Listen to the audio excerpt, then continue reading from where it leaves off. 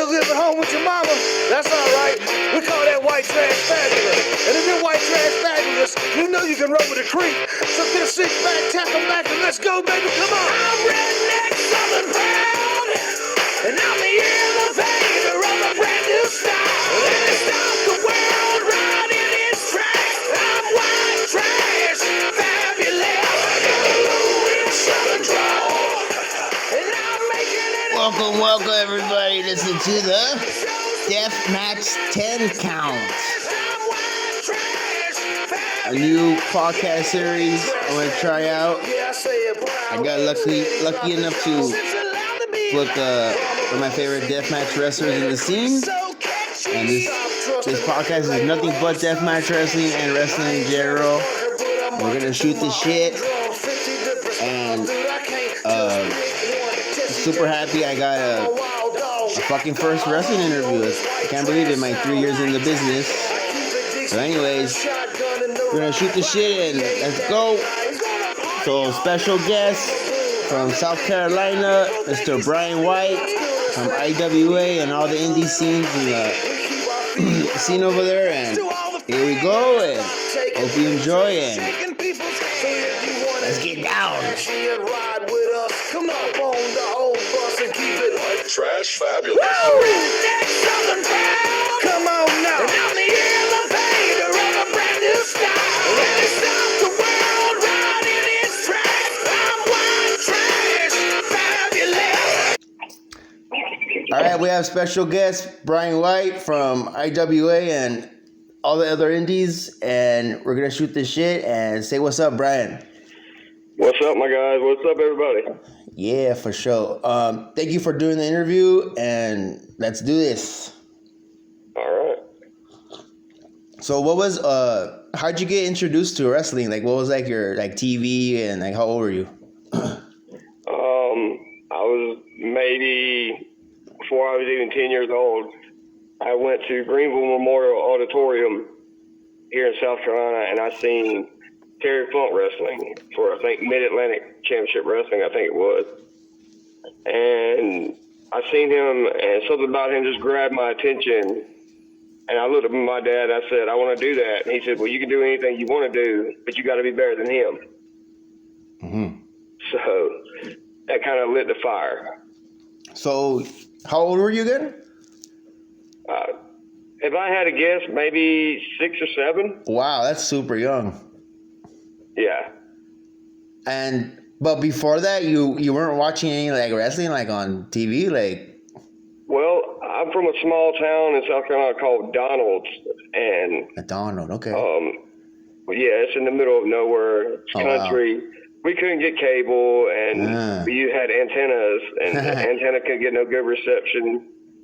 So basically, my only chance to get to see it was like if we got lucky and we went to Blockbuster Video, and I seen the wrestling videos there. Right. So, but I actually started, the first one I ever watched was Survivor Series 1989. Ooh, okay. Yeah, and I was just hooked. Okay. So how old were you then? Like, you're in the 80s, so. Well, let's see. In 89, I was 4. Oh, shit. Yeah. So you remember that when you were like 4 or 5 watching Survivor Series, WWF? I can remember things that happened years ago, but I couldn't tell you what happened yesterday, probably. Right. That's so true, because like in my life, like I don't remember anything from below 5. Oh man, that's something that fascinated my parents about me, because they remember what I talk about when I bring it up. They would be like, wow. I didn't remember that till you just said that, and I'm like, yeah, it's just a weird quirk I have, I guess. Yeah, I guess people have different brains, Well, yeah, I would say that. And that Terry Funk match, that was just a regular match, huh? He didn't do any death match, huh? No, there was no death matches. Matter of fact, now back then they did allow them to bleed, but now South Carolina has an athletic commission that doesn't allow that. Wow. So you won't see much of that, if any. Yeah. Speaking of just that, you just brought it up. In your area and in New Jersey and in New York, they don't like any death match, huh? No, they don't. I guess that they've gotten a bad taste of the genre from other promotions or backyard promotions that's not doing it the right way, I guess. I'm not sure. Mm-hmm. I have a very good idea who's doing it, but that's, for another day. But the guy that's doing it, if I could give him any message, I'd tell him, fuck you, you're ruining wrestling for good people. Right. Because I was watching your interviews, and I think the Spooky Test, one of the guys said, because they think, the people that don't understand it, they think it's underground fighting. Well, that's what it's classified here in South Carolina. Wow, okay. It's considered an underground fight club. Now, this is a true story. At the South Carolina Athletic Commission, they have a video of me doing a backyard match called Light Bulb Massacre 2. Okay. And they use that to train their employees to recognize what a underground fight club looks like. Wow. That's my only claim to fame with them. That's pretty cool, dude. Yeah, because I work for X Brand. You know X Brand? Yes, Justin Valencia and them. They're doing big things over there. Yes, sir. They're going really good, strong right now. But he was telling me that he has a hard time throwing shows like the no ring ones, and he got in trouble like a couple weeks ago. Well, and what I like about Justin's product is that he's going against the grain. Like, he's not doing these big venues or something. Like, I think one of them I seen there was in someone's basement or something. That's but right. It's so over because, that. It's just something unique that they bring to the table. It's nothing that I've ever seen before, and that's why I love their product. Along with the workers they have on that roster, they have an impressive roster. Yes, sir. And they have Veronica King, the deathmatch nurse. Yes, they do. Leah, they're doing big things, man. I'm just saying that people need to keep an eye on them. They're going places. They're actually about to do a show with Loco, I think, coming up. Yeah, in November 9th and the 8th, I think, in Texas. So, I mean, and Loco is nothing to sneeze at either. So, to put them two promotions together with their talents, I can only imagine how great this is going to be. Yeah, and it's a 2-day show, so wow, huh? Usually they're 1 days, but... All right. Yeah, well, I prefer the weekends like shows. All right, back to your roots. So after that, and the Terry Funk match, that was the main event, huh, when you were little? No, actually, he was not the main event. The main event was Ricky Steamboat. Wow. And I don't remember who the next other person was. Okay. But Terry Funk, who did he fight? Terry Funk it's the way he captured the crowd. Like, he had them in the palm of his hand. Like, I believe if I knew what I know now, he probably had to have security escort him out of the building. And I think that's a great introduction for you, because Terry Funk is like the deathmatch god, and you didn't even know about that, huh? When you were watching, I really didn't know. I didn't discover death matches until I rented a video called XPW Go Funk Yourself. Hell yeah. And that just, from when I watched that match with Supreme and fuck yeah. Oh God, Masada. Mm-hmm. I was sold. I had to have more of that in my life. Then I discovered CZW. Messiah, I think. And it evolved from CZW to GCW. GCW to NHB and on forward. And so that was your introduction in 2001, huh? Yes, sir. And that was a VHS tape or a DVD? Yes, sir. I'm showing my age again. VHS. I'm showing my age again. That's cool, because speaking of XPW, back when I was like 11 during 2001, I didn't even give a fuck about wrestling, because I watched that wrestling when I was 1998 to 1999 when I was a little kid. I thought it was real, Right. And then I watched that one movie, Beyond the Mat. You ever seen that movie? I wish they'd never done that. Just like the internet has ruined wrestling. Yes, sir. It's made every fan think they're a worker now. Kayfabe is dead with it, so I wish it wasn't that way. Yeah, after I watched that movie at 9 years old, I went, what the fuck? This shit's fake. It ruined everything. I said, fuck this shit. I had a lot of friends that felt the same way, and when I got into the business, it's like, you're doing that fake shit. And I'm like, yep.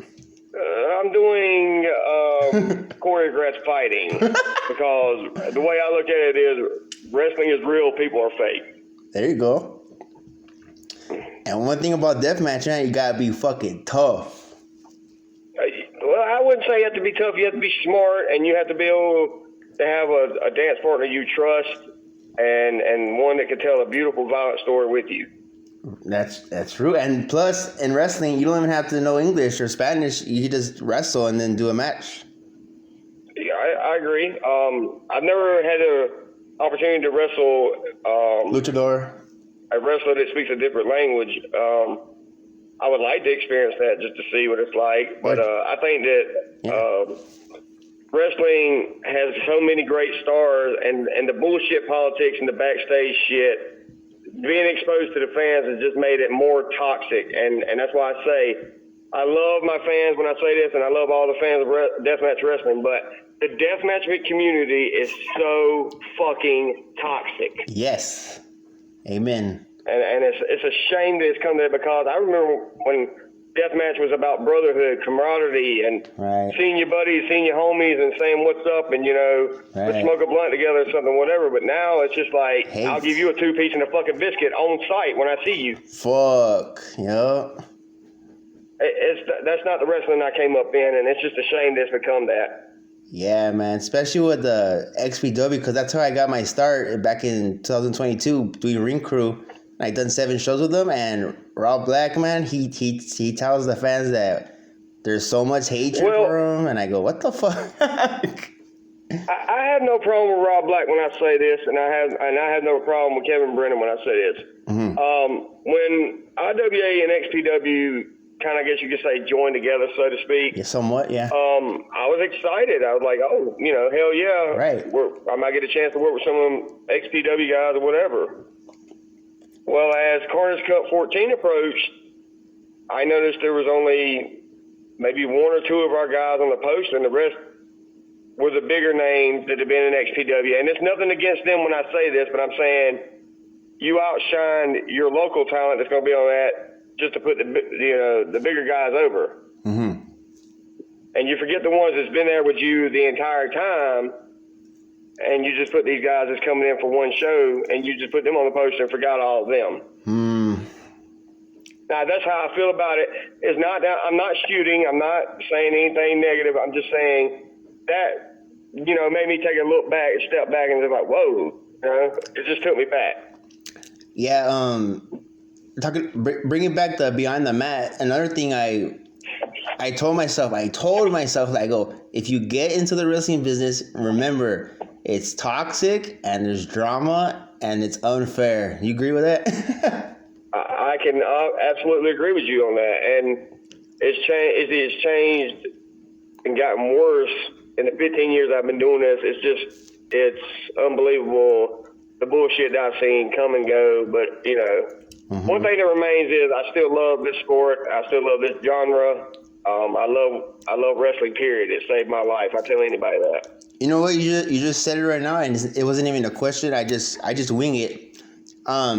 People say this is like art, deathmatch art. I don't think it's art because it's wrestling. It's just deathmatch wrestling with weapons, and I think it's a sport. It's a sport and it's art, in my opinion. There you go. It's combative arts, I guess you could say. There you go. Yeah. I hate the contradiction that traditional workers give deathmatch workers. They say that all they do is pick up gimmicks and smash each other with them. They don't know how to tell a story or anything like that. I highly disagree with that. Mm-hmm.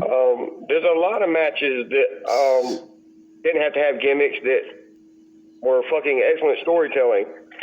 Mm-hmm. But, that's just people that don't want to take the time to understand the genre or the people in it. Right. Okay, cool, dude. That's my opinion. Yes, sir. All right, let's go back to your roots.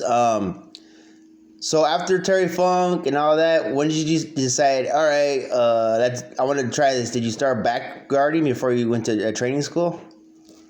I did do backyard wrestling. I started with my cousin back in 2007 for his little promotion was called BCW KNG.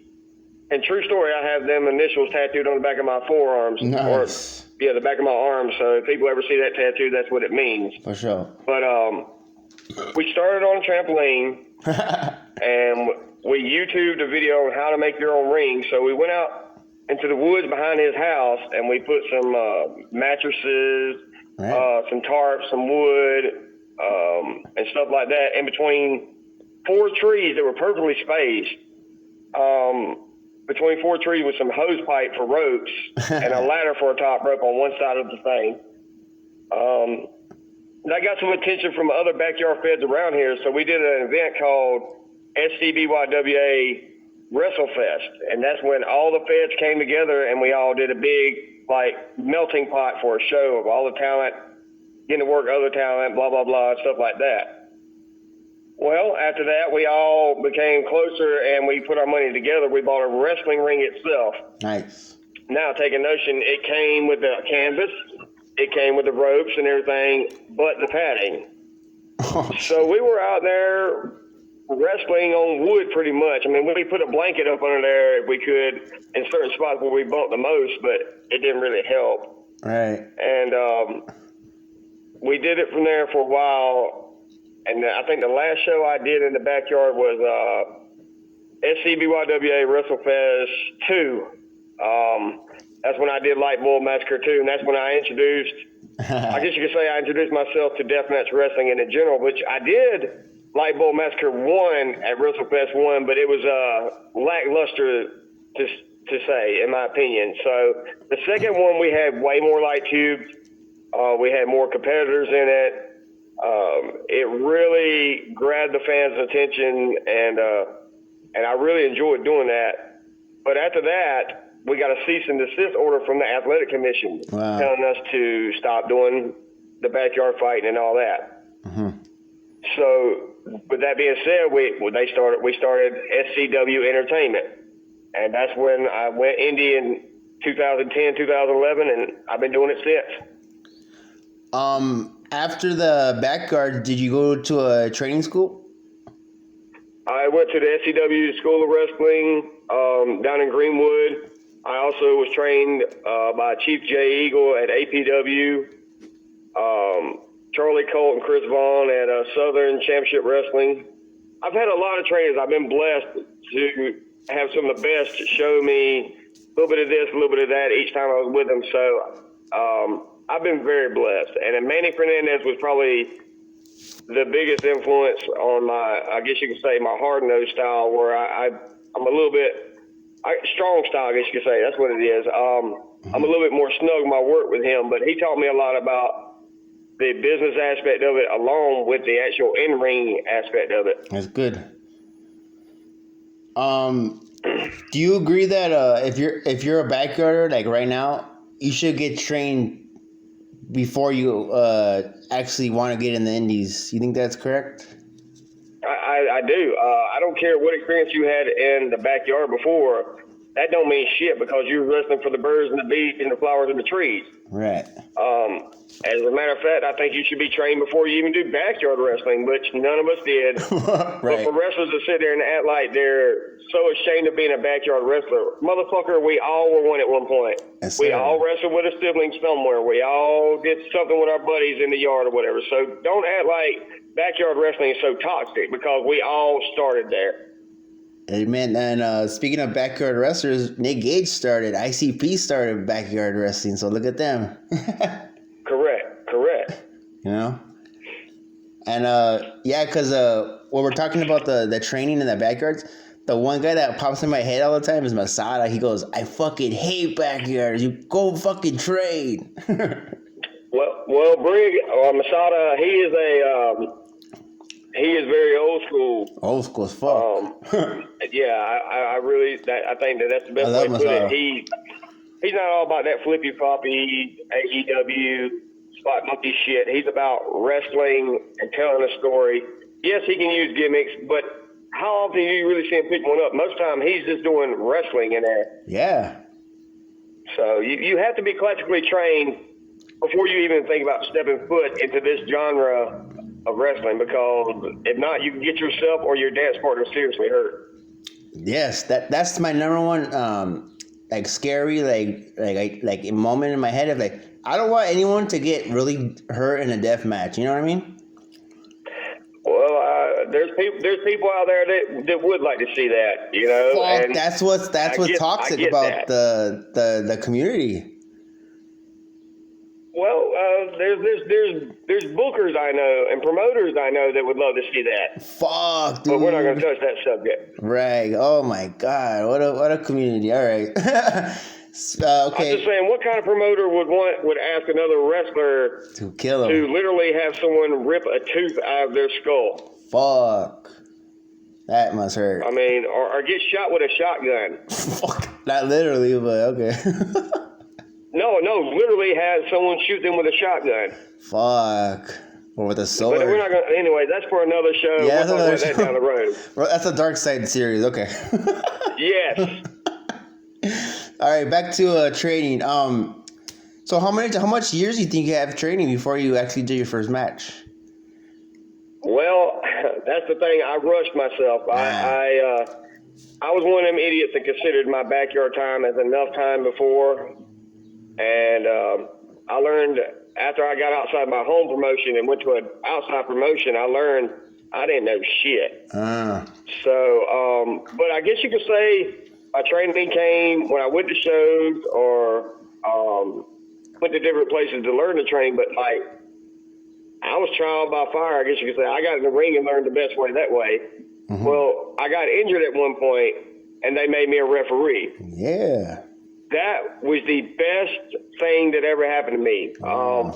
As a referee, I learned how to do certain things, certain spots, when to do certain spots, how to tell a story, how to work the crowd. I learned so much being a referee, so I was grateful for that. I think that anybody before they even lace up the boots to wrestle should be a referee. Amen, dude. Even I'm trying to get one of my goals in wrestling is to referee a death match. You know? Yeah, and if you are, all I ask is, for God's sake, when you see broken glass and all that, get it the fuck out of the way. Yes. You know I what? mean, that shit hurts when you don't. I mean, I know that they can't get in there and clean everything up, but you can get the big chunks out of it that can really fuck somebody up. You can kick that out of the way. It wouldn't kill you. Or the top of the tubes, you know, that little spiky part? Yes. I had that stick in my back when the Hardcore Hillbilly did a back flop on me and Deathmatch Gauntlet at Carnage Cup that year. Oh, my it God. stuck way in my back, so I know all about that pain. Dude, you just brought another question that I wasn't even thinking about. In Deathmatch, you know, another thing I don't like is that they put anyone to fucking ref a deathmatch. That is horrible. I agree. Yeah, it's just like, because there's really no thought process behind it. All you have to do is 1, 2, 3. Make sure they're not knocked out, or 1, 2, 3. Get out of the way. You know? Yeah, basically just get the hell out of the way when you see them go down. Go for a pin. But like you said, they should know how to sweep the fucking debris out of the ring so you guys won't get hurt. I agree with that too. And another thing, I don't think a referee should not be trying to put himself over. And when I say that, I'm making referrals, and he's a good friend of mine, and he knows I've said this to him, and I don't mean no harm. But Troy Fortenberry, he's the referee at IWA.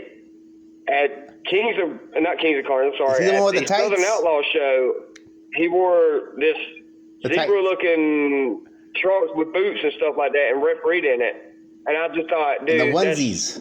That's so not cool. Why are you trying to take away from the guys in the ring? So he knows that. And Troy, if you listen to this, I love you, dude. I don't mean no harm, but don't do shit like that. Right. It's like having a big titty bitch with her titties popping out and she's wearing a ref onesie and shit, right? Correct. It'd be like if ODB was in there refereeing. Wow, I didn't even think about that, because they get the eyeballs, huh? Right. All right. Exactly right. What the fuck, dude? Referee training and referee talk is like, you go all crazy, huh? There's like so many layers. Well, Jason Medlin is a damn good referee for death matches. He was reffing Brian Woods and Michael Kruger's match at Southern Outlaws and wound up getting a deep cut into his leg. Oh. And got out for a minute, and he just got some tape, taped it up, got back in there and finished reffing the match. So, but was he, I'm a big fan of him being my ref. Dude, that's another fucking thing. Referees need to wear their fucking PPE. I agree. I mean, and the ones that try to do it without gloves to do that, you're not tough. You're an idiot. You're stupid. And wear knee pads too, goddammit. Shit. Yeah, I mean, come on, man. You're going on your knees to count. That hurts. You're not lying. But yeah, that's one of my goals though. Before I end my wrestling journey, I want to referee a death match in the ring. So I'm sure that'll be able to happen to you eventually.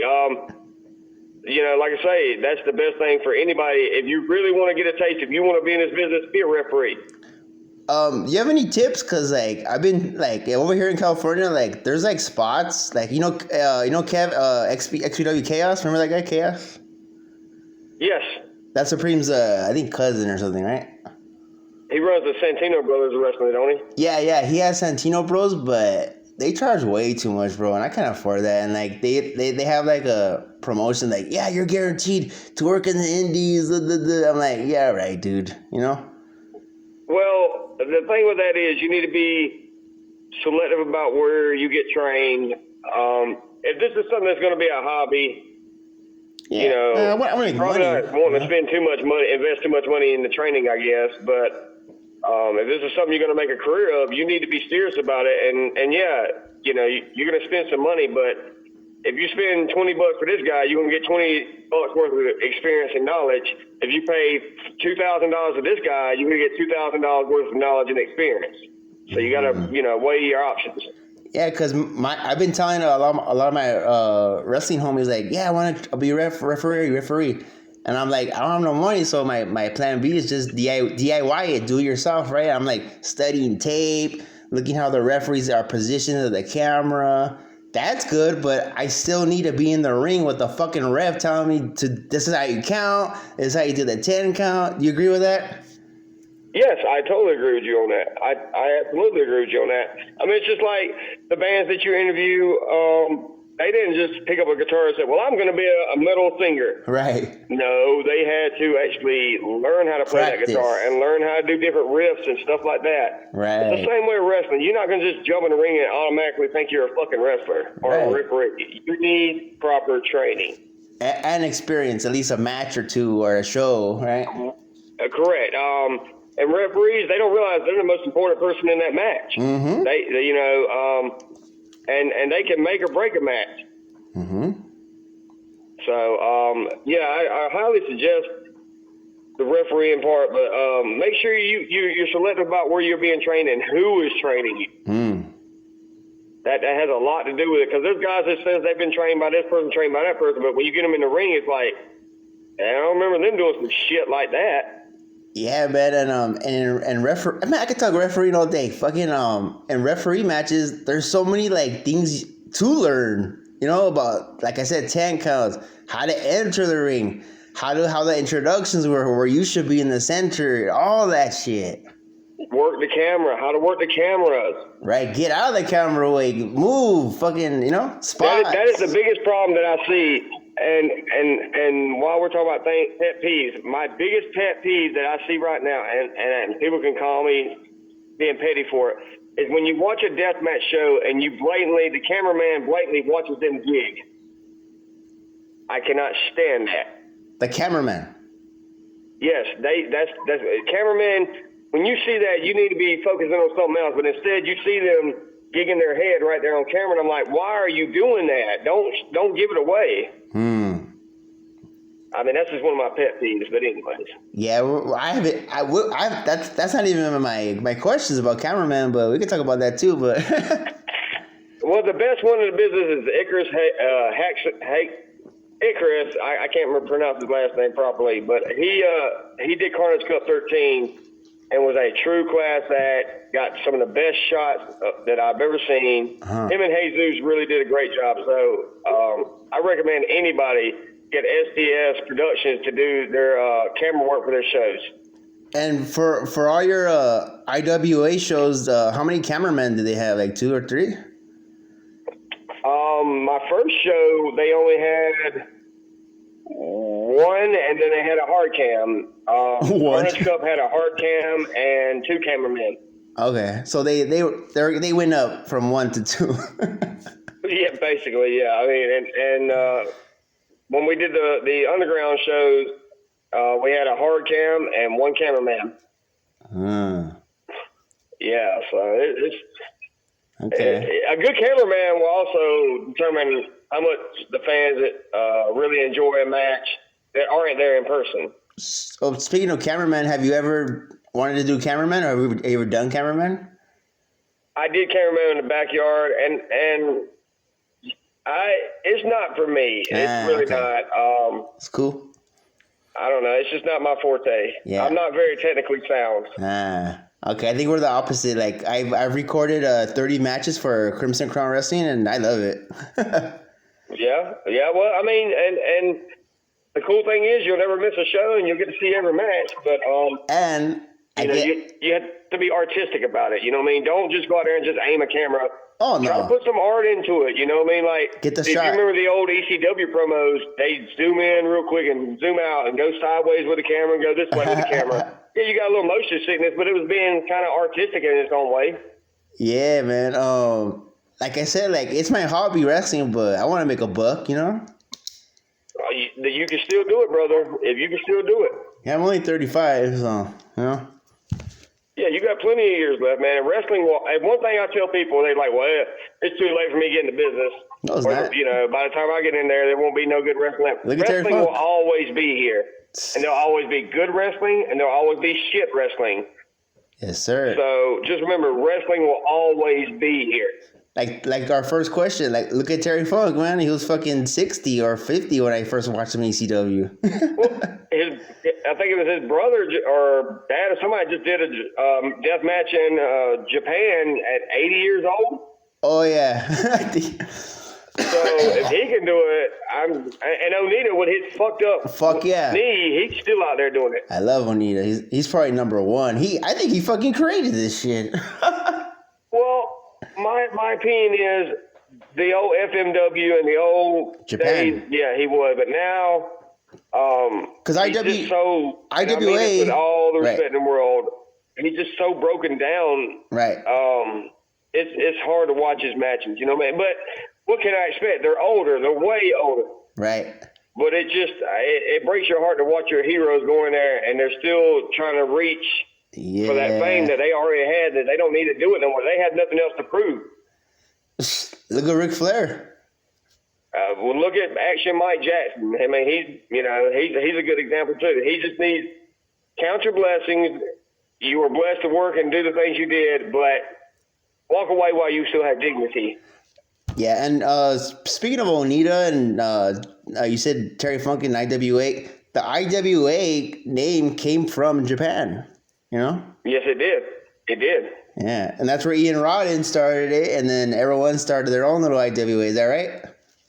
Yeah, as far as I know, that's how it all started, yeah. And, Kevin, I don't know how he got the Deep South name, but I know Mid-South was running before them, so I guess he just said, well, fuck it, I'm going to do a Southern thing, and it's going to be Deep South. So let's talk about that right now, since we're on the topic. So Ian Rodden, after he got ECW, he got fired. He's like, fuck it, I'm going to find some people, and I want to do it. And then after that, like, how many IWAs has there been? I couldn't tell you. I was about to do a show with IWA Vintage Pro in New Jersey. Right. I didn't know there was an IWA Vintage Pro. I didn't. I mean, no disrespect to them guys. I didn't know about it. But there's been so many of them. There's IWA East Coast, Deep South, Mid-South, Vintage Pro, IWA Puerto Rico. I mean, East Coast? There's an IWA for everywhere. IW East Coast?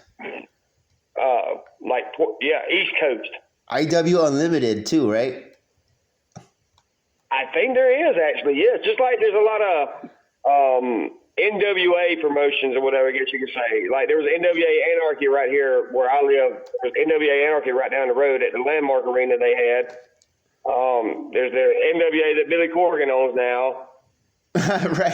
TNA, I think, is still somehow affiliated with them, I think. Right. So after but the biggest IWAs is still Kevin's Deep South because they're active, right? As far as I know, yes, they're the only ones active. But, well, Vintage Pro is just this last show had a few little problems, but they'll get it worked out. But I mean, as like the deathmatch, like they're like the big name in the IWA. As far as IWAs go, yes. Yeah. Okay. And I still stand by this that people can say I'm a fool for it, but when it comes to Deep South, Carnage Cup is the most violent and the most goriest tournament you'll ever watch. Amen. I stand by that. Speaking of, let's talk about IWA since we're on the topic. So, their first show was in 2005. It says right here. I'm looking at the cage match, but they're really known for their Carnage Cups, correct? Correct, they are. I think that I did a traditional show with them, but I did like my first match was a street fight against John Rare. So nice. I really was looking forward to doing the deathmatch side of it, but they didn't give me a deathmatch until after Scanomania. The next day we did a show called Violent Shit Cup. And that's when I did my first death match for them against John Rare in the Ring of Fire death match. So the Carnage Cup is basically like it's a deathmatch tournament. Yes.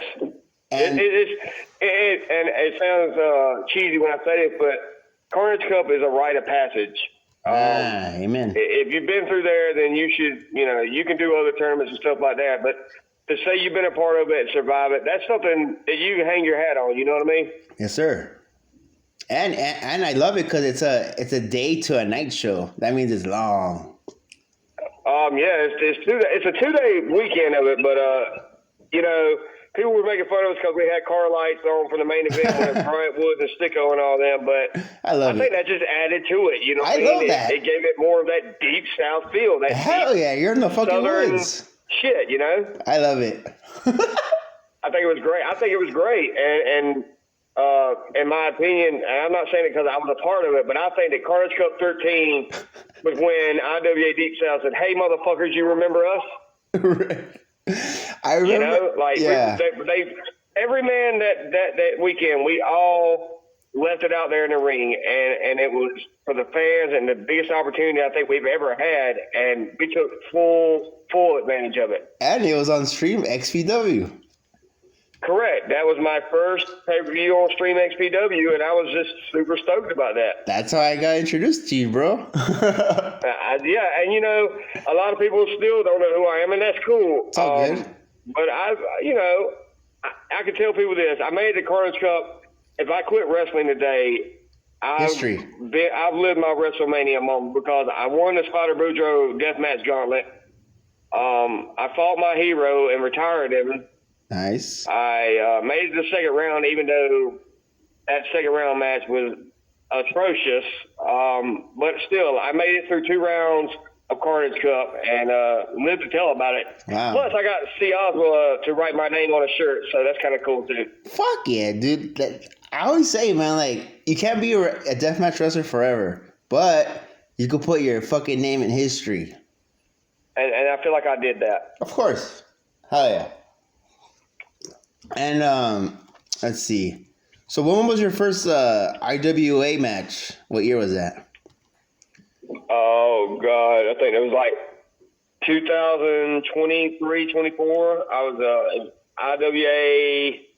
I think it was Resurrection, and that's when John Rare and I had started this little beef on the internet, and we carried it over to that. Well, I was just going there to be a air quotations fan. Mm-hmm. So after like the first 1 or 2 matches, he gets the mic and he says, "There's some keyboard warrior here from South Carolina talking smack or whatever." And he goes over to the crowd and he calls me out, and the cameraman gets over there and he says, "Why don't you just face me tonight? Put your money where your mouth is and face me." So then he issued a challenge, and they made it a street fight for the $10 championship and I think something else, which they wound up just taking that out of it. They wouldn't even put the championships on the line. But we wound up I come out, dude, and me being the heel, John is the hometown hero. Well, I'm a heel. So naturally, I come out in a South Carolina Gamecocks football jersey. Alabama hates South Carolina, just like South Carolina hates Alabama. It's like a Texas like football shit, huh? Yes, sir. And so that's cool. You know, I was like, well, I'll get some cheap heat this way. I did all that, and we do our match, which I think it was a solid fucking match. Had Chewy Martinez on commentary. What? And he was so fucking wasted, like you could tell he was. But he made that commentary for that match so awesome. Yeah, Chewy's cool. And in the end, I pissed everybody. It was. Now, take another thing. This place is climate controlled. This is the summer in Alabama, and it's hot, and there's over 150 people in that building. So we're sweating our asses off as it is. And at the end, I remember I didn't know I was going over till the end. So we're good. We're crawling back in the ring, and as we're crawling in, he says, "Get the spray paint." So when I rolled in, I grabbed the spray paint, sprayed him in the eyes. Hit my finisher 1, 2, 3, and I pissed the entire building off. It was great, though. It was really good. It was a good way to get introduced to Deep South, to the fans, too. Is that one recorded? That's on Title Match Network. I actually have it on my YouTube channel as well. Oh, for sure. I'll check that out. I haven't seen that match, so. Oh, yeah.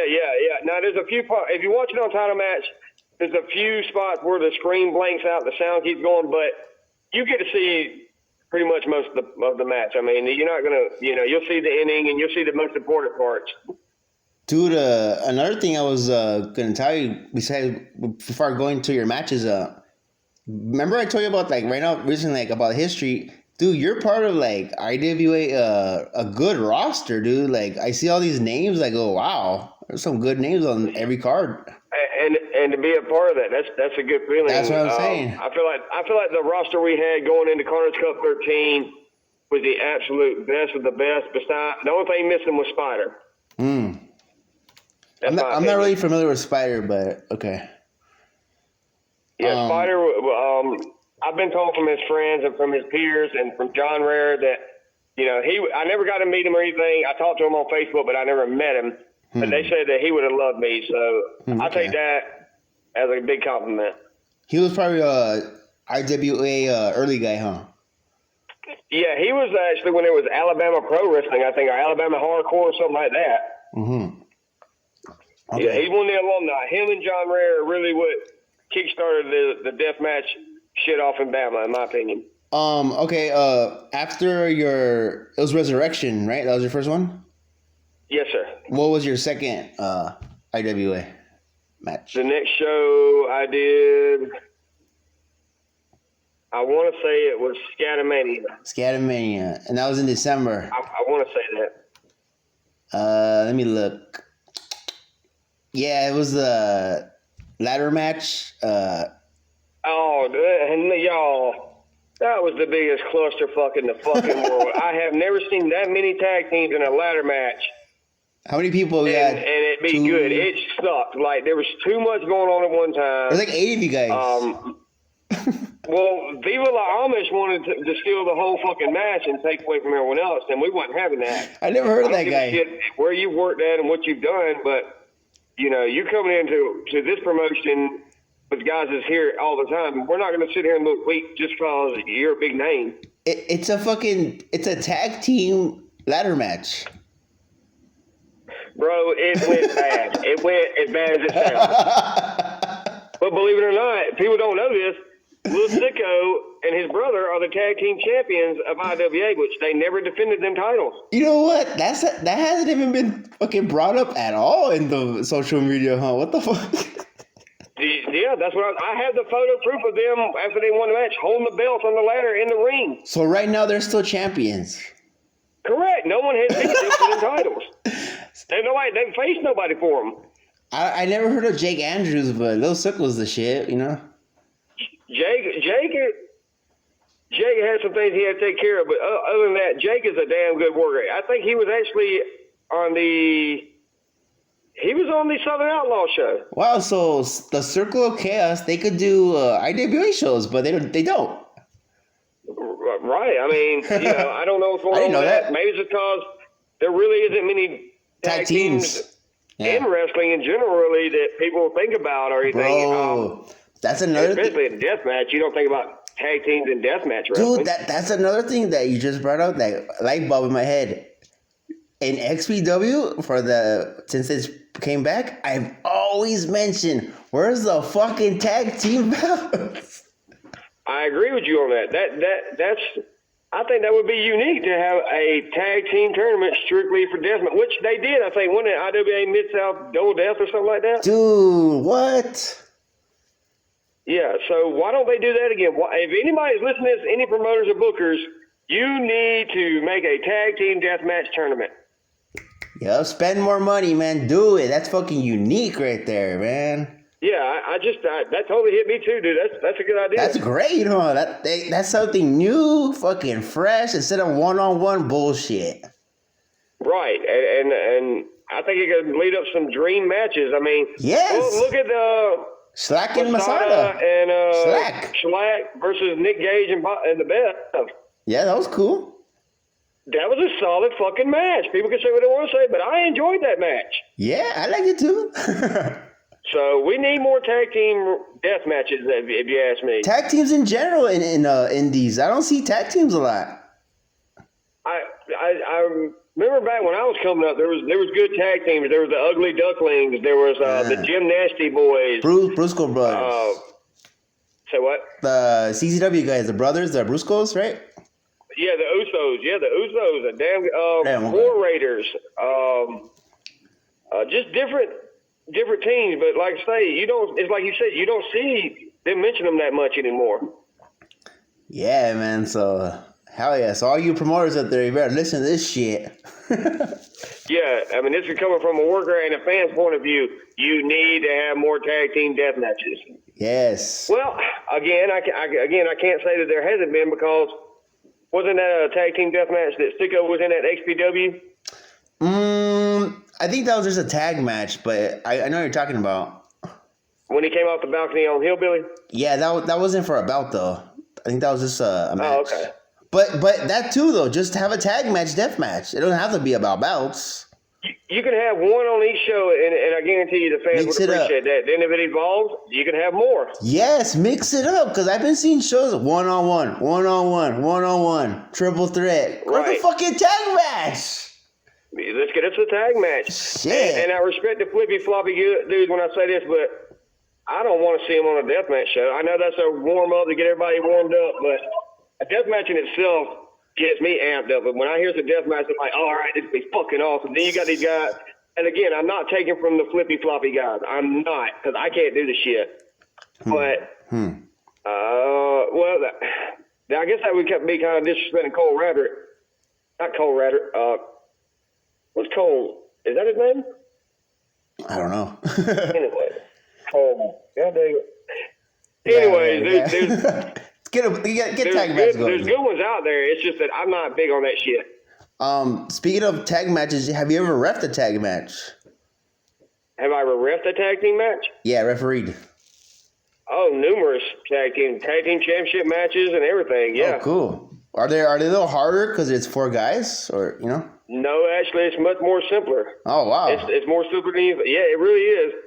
And if you got guys that are like your homies, like I always had, like they'll just be ribbing you the whole time. Like I had a guy named Ben Wright that every time I get near his corner, he'd untuck my shirt. I'd have to tuck it back in. He just continuously did that to me, or I'd be down there while they're doing a submission and they just do something goofy or whatever, try to make me break character. But tag team matches are fun. Yeah, I enjoy them. Fuck yeah! Maybe someday I'll get one. You know. You will. For sure.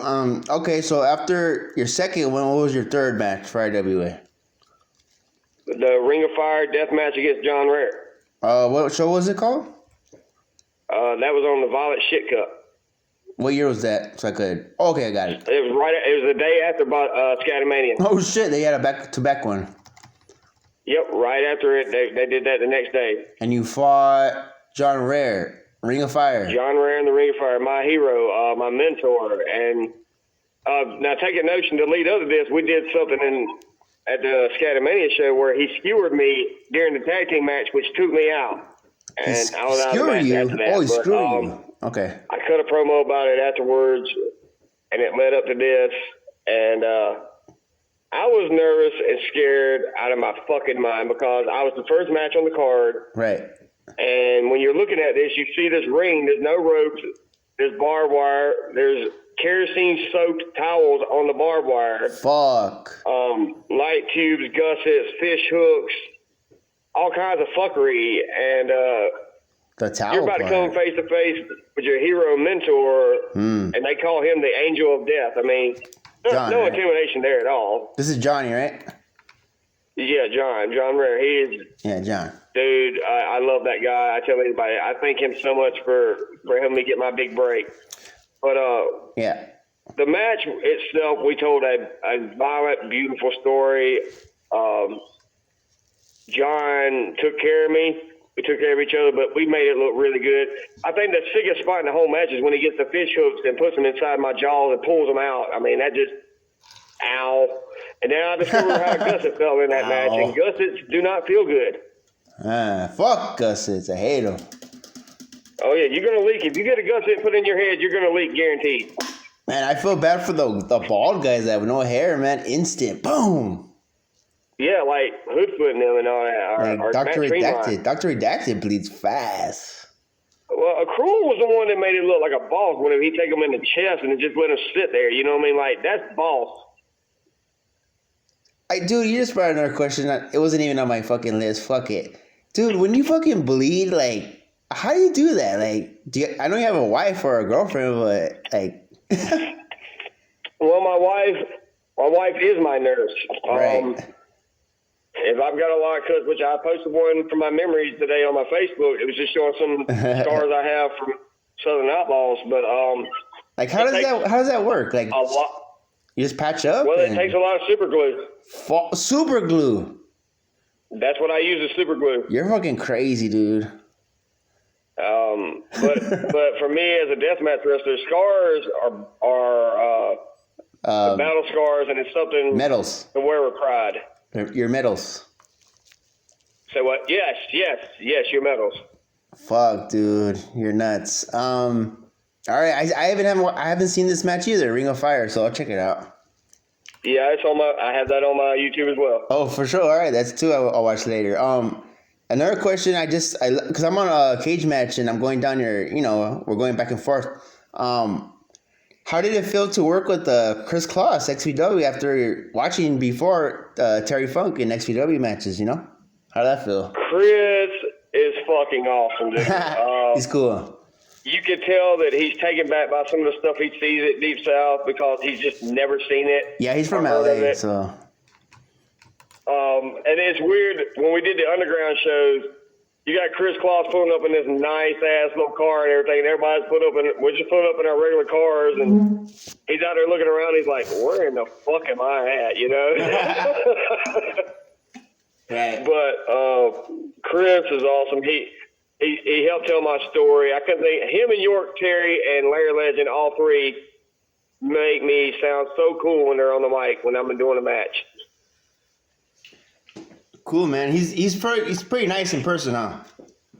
He is. He's very nice. Always makes time to just talk to people, shake hands and everything. Larry Legend's the same way. York is he's so fucking hilarious. I love him. For sure. And Chris Kloss just got booked, too, for that Carnage Cup, so that'll be cool. Or that Softcore Cup, whatever it's called. Whatever, the WrestleMania one that they got coming up or whatever. Yeah, that's the one I think he's booked on, yeah. Yeah, I mean, and like I say, you got him, Larry Legend, and York. I mean, that's three personalities that just are going to be so much fun to listen to on commentary. Yes, sir. All right, after that match, what was your next match, your fourth one? I want to say it was Softcore Cup. Softcore Cup. What year was that? I think it was 2 or 3. What year was that? That one never made it to network. Thank God it never made it to. I don't know. It might be on Title Match, but as far as I know, it isn't. But I never seen the footage of it unless it came from the camera that my wife had video on my match. What year was that? That was still 2023, 2024. I don't see it on the on the page. It was in Rocky Top, Tennessee. Nah, it's not right here, dude. The main event was a deathmatch gauntlet. Okay, well, it's not on the cage match, so I guess it's like an underground match then, huh? I don't know. The thing is, the reason I'm glad that one never really made it to where everybody's seen it. Apparently they haven't. If you haven't heard of it, but, no, it's not here. The show was so ridiculously atrocious with the matches that were going on before the main event. So by the time the main event got there, right, there were maybe 5, maybe 6 or 7 people left in the building. Oh, everyone left. And that's horrible. We went out there and still acted like that, but that building was packed. I got into the gauntlet right after I forgot who got eliminated, but then I got in there with Jay Blade. I beat him, and then Blaine Evans and I were the last 2. Mm-hmm. And Blaine got me by putting me through a pane of glass in the corner. But what's so special about that for me is that I earned Blaine's respect, because Blaine had been watching me and just observing. And I think that was my chance to prove to him that I can hang with him. And when I did that, I think I earned his respect at the end of that match. He says, "You want to be here? You belong here, kid." For sure. All right. And then after that one, what was your 5th match, IWA? Do you remember? I believe it was Carnage Cup after that. Ah, all right. Carnage Cup 13. Carnage Cup 13. That was in McKenzie, Tennessee, correct? Yes, sir. That is really out there in the middle of fucking nowhere. Wow. So, like, you go to the city, and then you go to the road, and then you just go in the woods? That's how it was? You go down, all right, you go to this little country bumpkin ass town, and then you hit the outside. I'm not making this up, dude. You go, and you'll hit these little back roads. Whoa. You'll take a right on this road, go down. You won't even know where the place is because it's back off in the woods, but the only way you can see it is they have a Carnage Cup flyer on the mailbox where you need to go. Wow. Well, you turn to go in. There's this gate, like literally a farmer's gate in the way. You open it up. You drive down this little field and all that, past all this farming equipment, and there's the ring right there. And it was the first 6-sided ring I ever worked in. Nice, like octagon. And you know what? I don't know if it's true, but I think that we were the first promotion to do a deathmatch show and tournament in a 6-sided ring. Dude, that ring is fucking dope, bro. I don't know why people don't even do that even more. I don't like 6-sided rings, man. It confuses me, man. It's too much. I don't know. It's just not for me. That's like TNA, huh? TNA did that before, remember? Yes, they did. I think they were the original ones to do it. Or maybe Mexico was. I'm not sure. Yo, you know what's up? Dude, I would love to go to a Carnage Cup just to like see the environment. You're in the hot woods. Was it hot over there? It's not bad. I mean, you can camp there and everything. It's just I never been over there. I don't know. When you get there, you get them heels have eyes vibes. But I mean, it's nothing like that. Nothing bad's ever happened as far as like to the fans there or anything. It's just it's the deep woods. That's for damn sure. That's crazy, dude. One of my homies from California, he was there in front row. Yeah, and they enjoy yourself. Fuck yeah. Yeah, that's what I'm saying, bro. Like, I won't crack on the tower or anything like that. I won't crack on anything like that. The only thing that's holding Deep South back is the Confederate flag being in their emblem. Yeah. I mean, that's hurting you, and I understand that if you change, well, you just change because everyone else made you do it. Well, this is 2025, and sadly, you're not going to get away with shit like that. So you need to pick your battles. If you get rid of that, along with some other things, I think that, more fans, they could do a lot better. Yeah, like ICP says, fuck your Confederate flag. Right. I mean, he's got to get that through his skull, but it's his promotion. He's allowed to do what he wants to do. I mean, that's right. Like I say, Kevin never did me wrong. Kevin's always done good business by me, so I won't speak negative on him professionally at all.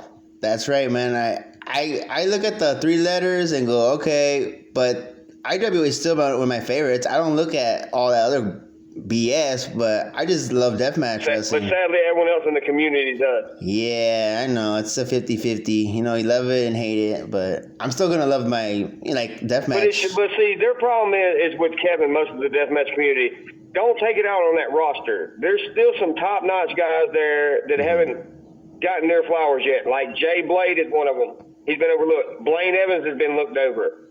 These that's just two of the names I could think of, but you're overlooking them too. Sicko is damn good, of course. We all know that, but take a look at the other guys that were there with him when he was coming up. They wrestled with his dad before he passed. They wrestled with his dad. Oh shit. Yeah. For sure, dude. All right. Speaking of the Carnage Cup 13, you fought in the first match versus John Rare and El Seco, huh? Yes, sir. It was the Solve Forever death match, and the history behind the match itself is it's an honor to even be triple put threat, in the match right? With one of the pioneers of it. I didn't know what was going to happen as far as what we were going to do with certain spots, but I didn't see the part where John stabbing himself. I didn't see that coming at all. You can't see it, but in the video, he's done kicked the shit out of me and Sicko. Right. And he goes and picks up the box cutter, and I said, "What are you doing?" And he didn't say nothing. He opens it up. I said, "What are you doing?" By the time I said, "What are you doing?" the third time, I got, "What?" And he done stabbed himself, and I was just watching blood squirt out of his arm. I was like, "Oh my God, this fucker." Oh my God. So, yeah, and then see, he'd already took a bump through a razor wire board on the ring, and he took it the wrong way, kind of messing his shoulder up. Well, that didn't help matters either. So me and Sicko had to take it on from there. And fuck. Sicko, man, me and him, I think the sickest spot was when he gave me the pile driver on the barbed wire little trampoline. That was pretty cool. Hell yeah. But to get to at the end though, I wound up blowing John Ray up in some fireworks, and I pinned him, and he took his boots off, left him in the ring. But it just, I don't know. I cried when he came back into the back, which he had to hurry up and get to the emergency room because he was bleeding bad. But I gave him a hug and just thanked him, man.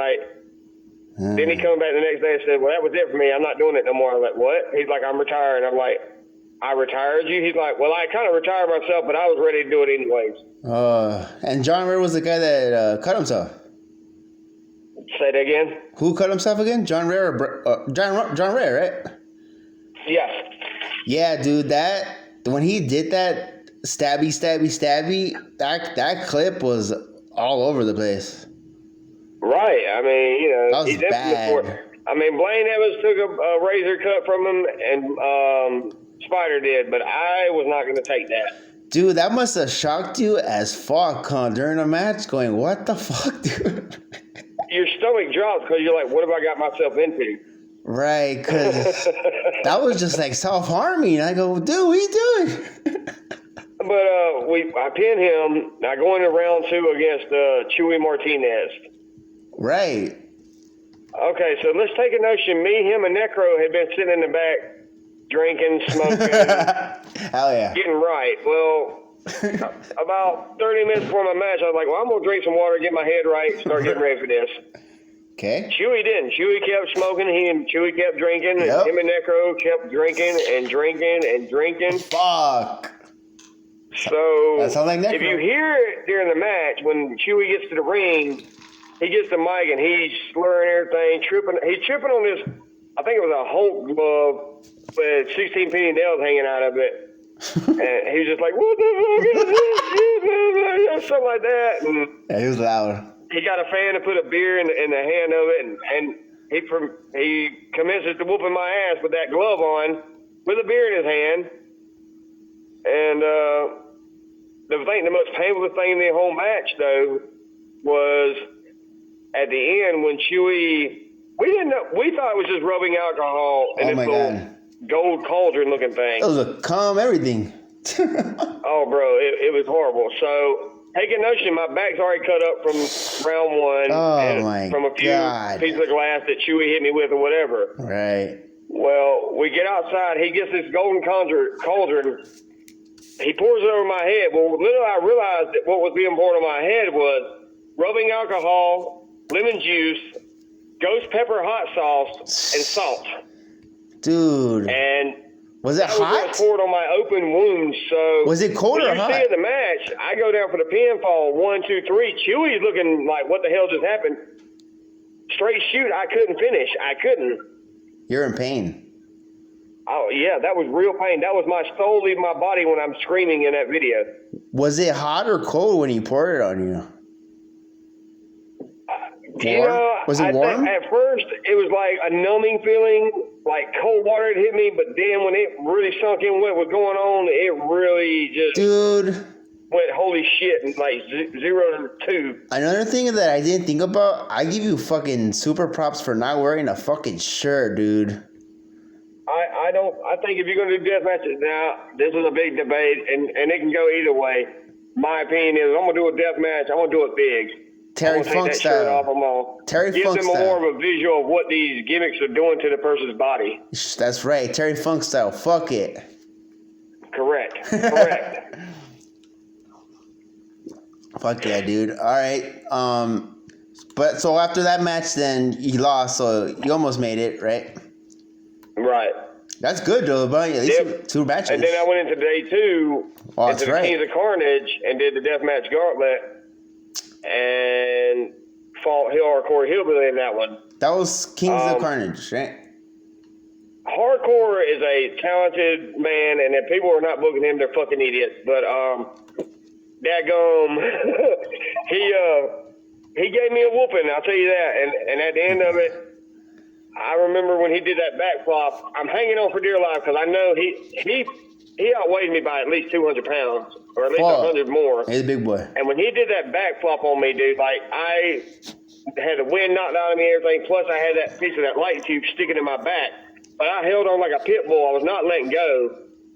And I thought he was going to get up and do it again. Well, when his arm went down for the 3rd time, like I think 13 years of emotions came out at one time at that moment, and I just broke down because, like, there's no better feeling than that. Like, that's 13 years of wanting to be a part of Carnage Cup and for wanting to prove to the world that I belonged.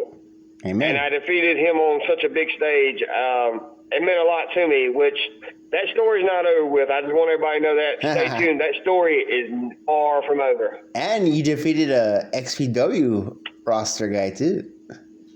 Yeah, but he was originally Deep South. Right. I guess you could say that was more of a Deep South victory. Yeah, okay.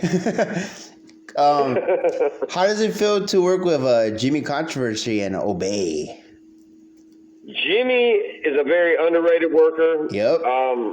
My boy. He's had some nasty rumors spread about him. Nah, he's fine. And I haven't seen any proof. I haven't seen any proof of these rumors, so I don't listen to that. I judge him on what he's done to me. In the Jimmy ring. Controversy has been nothing but professional. He's been a class act, and he's very grateful for every opportunity he gets. Amen. Obey. I hope I'm not killing this gimmick when I say this, but genuinely one of the nicest people you'll ever fucking meet. He's cool. He will consider him strange or whatever. I don't. I get him. It's always good vibes when I'm around him. I mean, and, he's a good wrestler, dude. He's got a talent that's being overlooked. I think that he should be utilized more than what he is being utilized, where he's being utilized. He's another guy that does not get booking more than he should, and he fucking wears no shoes, bro. Barefoot. Now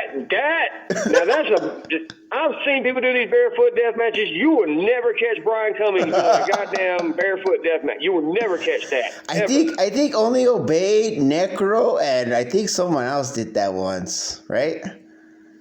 Colt 45 did one. Fucking damn, dude. Like, that must hurt as a fucking motherfucker, huh? There's been a lot of barefoot matches over the years. Mickey did one too. That's right, but those were one-offs. Sarah Dox does them. There's just a lot of people that hey, you're braver than me because you're not putting a fucking needle or shit in my foot. My feet are uber sensitive, so fuck that shit. You know what I'm saying? Yeah, I think Danny Havoc did one back in ECW too, like no foot bump tag match. Yeah. So I mean, you know what I mean? Like that's instant it's been pain. around. It's just it isn't seen that often. Yeah, fuck that, man. Yeah, that and fire. That's two things. Yeah. It's hard to get me to do fire because it's so unpredictable. Like John Rare literally burned my fucking balls in that Ring of Fire death match. Yeah, I don't trust fire. I think the worst in deathmatch for like a gimmick is fire and a high spot. You know.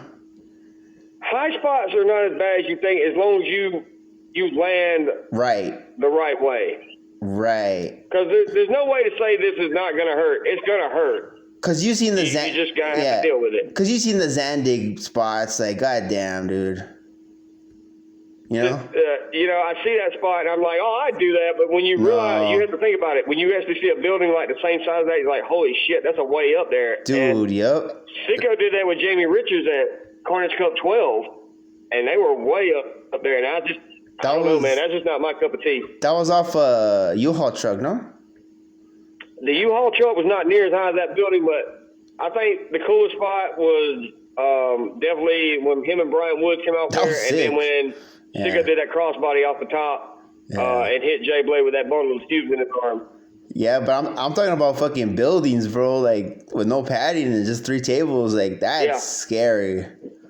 Yeah, I mean, you're signing your life away. I mean, to each his own. I guess their adrenaline is really going at that point. But I've had my adrenaline pumping and not feel things at a time. But that's something I'm pretty sure you're gonna feel instantly. Yeah, that hasn't happened in a while. We've just been doing a lot of light tube bullshit recently. But a high spot's gonna. Well, let me ask you a question. Sure.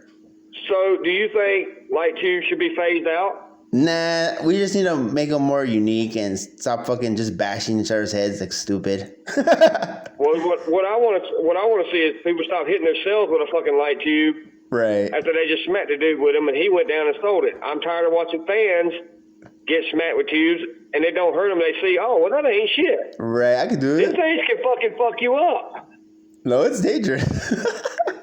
Yeah, I mean, look at Nick Gage. He literally died from one because of a light tube cut. Yep, on his side. So, them things are no joke. Dude, that's another thing. Like, I love deathmatch, but no one has died. But I think in the future, Nick Gage did. He's the only one to die doing it. He came back, though, but I'm just saying, like, one day, someone's going to get cut real fucking bad. You know what I'm saying? I think the worst cut I ever seen... Scary. Probably would have to be Hoodfoot when he got stabbed in his arm by, I think it was Lou Fiesta, I think. No, it was by Jay Slade, what was his name? I'm not sure, but he stabbed the fuck out of it, dude. That was pretty fucking bad. That was dude, that makes like news, like bad news, like it makes it look stupid in wrestling, you know? Well, I think now if you want to see a cool pic, you should go to my Facebook and check out. There's a picture of Sicko laying on the ground after he came out from U-Haul, and it just looks like the next day it literally looked like a murder scene. There was still a photo of blood sitting there. I mean, like, it was a massacre. Yeah, Sicko in that tournament, man, he fucking went all out, huh? He was all bleeding and shit. That's well deserved that he got the Carnage Cup last year. That's well deserved. Well deserved, yep. I still believe there's other guys that's being overlooked on that roster that deserve a chance for that too. How old is Lil Sicko? He's in his early to mid 20s. Wow. Yes. He has a bright future. He's got as long as he doesn't kill all of his, run all his bumps out in his bump card, because I mean he does some insane bumps, dude. And eventually your body is going to say, fuck you, I'm not doing it no more, whatever. But I wonder... as long as he can do it and the getting's good, get it. I wonder if he ever trained, like, gymnastics and shit like that, because he just... His dad was a wrestler, I know that. Oh, really? Okay. Because... his dad was a wrestler for IWA, actually. And he was good. I guess that's where he got his talent from. He's naturally... It just comes naturally for this kid. And Lil Sicko, he has a great... I love his name too, The Ringmaster. That's some ICP shit. That's my favorite album too. Yeah. Now me personally, right? And again, this is not shot towards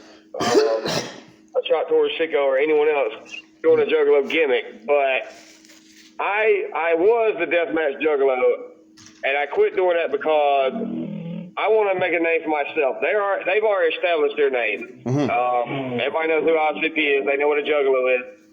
So I want to make my own path, and I chose to drop that name with it. And there's no disrespect to juggalos, because I enjoy ICP's music. I enjoy Twisted, all them guys. I enjoy listening to them. But here's a news flash, folks. It was a gimmick. I am not a full-blown juggalo, I guess you could say. It was a gimmick. Breaking news. I didn't know shit about juggalos until really, I'd say about 20, 21 years old, honestly. But I listened to their music, didn't realize that was who it was. But I'm not against the juggalo community. I think it's an amazing community of people. I didn't know shit about it. I'm just being honest about it, you know. So before anyone judges me or whatever, just understand I was just trying to do something to get over. For sure, bro. It's a business. And that's the entertainment aspect. You got to get yourself over somehow. For sure. Well, speaking of ICP, we just brought them up. You ever see them live? I have. They're coming here, I think, for the first time ever this year, but I don't think they've ever really been allowed here, because, like, we're in the Southern Baptist Bible Belt, and they have made it to where Korn and Rob Zombie can't even come back here no more. Wow, they're super Christian. Oh, yes, and I am a Christian, but I'm not the type that says authority. Just because this isn't what you like, that it should be completely banned and taken away from the people that love it. Yeah, that's like, you know what I mean? Yeah, that's authority, dude. That's bad. That's business. You know, like there's music. Oh, dude, that's why we will never have legalized pot here. Oh, wow. I mean, you're in the Southern Baptist Bible Belt. It will never happen. Wow, dude, I didn't even notice that where you're from, South Carolina. Yeah, we do not have legal marijuana here or recreational. Whoa. That's the devil's lettuce, huh? It sucks here. I mean, don't get me wrong, I love being from South Carolina. I love everything about it. Right. But we have a lot of things we need to catch up on, and just, you know, it doesn't hurt to adjust the time sometimes, you know what I mean? Yeah, man, I know that. But check them out if you have a chance to see ICP. I seen them twice over here in LA. They're cool. I imagine they are. There's this dude named One Man Crew that went into this deathmatch yeah, part of, and he was trying to do some kind of whack ass shit towards them. He's a wrestler, rapper, huh? Say what now? He's a wrestler, rapper, huh? He's something. I mean, yeah, he did some shows in Japan and all that, but like, he's cool. I'd never heard of the guy until he came into the group that day. His stupid ass shit that he put up, and people can form their own opinions, but I say I don't judge anybody until I meet them for myself, or until they give me a reason to feel the way others feel. I feel bad for One Man Crew, because One Man Crew tried to get XPW, and we said, nah, we don't want you. I mean, look at him. He's a fucking clown, dude. I think he's just trying to get some clout and trying to troll everybody, because he knows how people feel about them.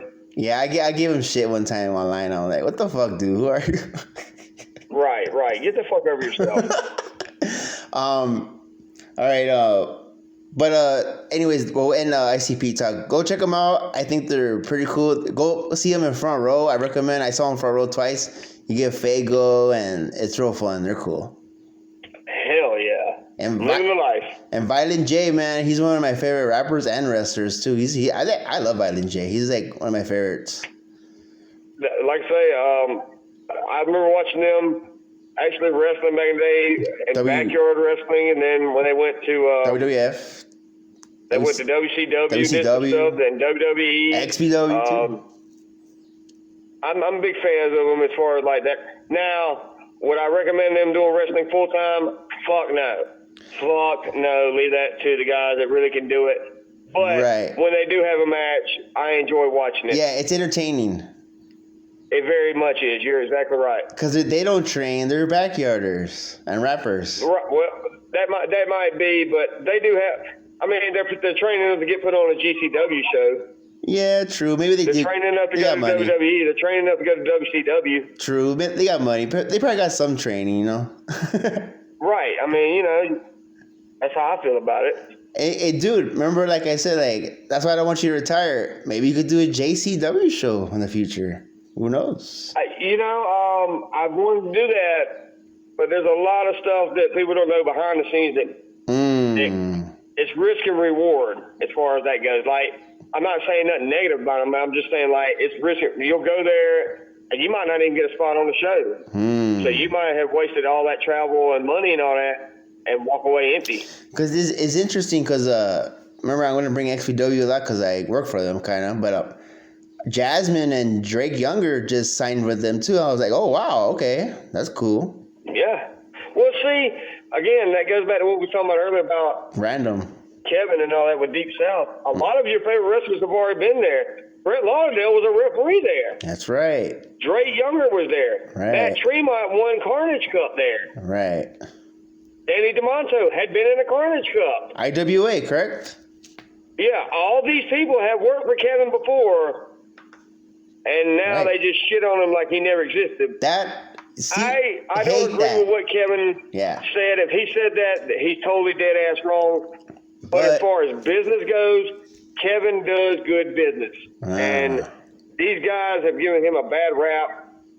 And like I say, I haven't heard the video or anything like that, but if he said that stuff, he's dead ass wrong, and there's no place for that in wrestling. But if he hasn't, remember, motherfuckers, you came through them doors too. Mm-hmm. That's how I feel about it.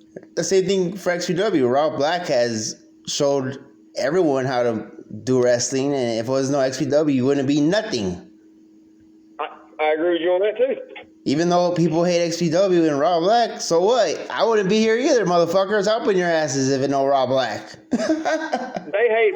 I think they hate Rob Black because they don't have the balls to go out there and risk their money to do the stuff that he does. Like he lost money a couple times there before he stopped running recently. I've seen that personally. I've seen that, but like he's the one that's taking a chance putting his money out there to book these people, to buy the venues and stuff like that. So, you have to respect the man for that. But like I say, that goes back to what we said in the beginning of the interview. The internet has made these marks think that they're so much smarter than the business and that they know more than we do. Mm-hmm. So, I don't know. It's just the community is so toxic now, like, it makes it not fun no more. Oh man, that's saddening to hear that.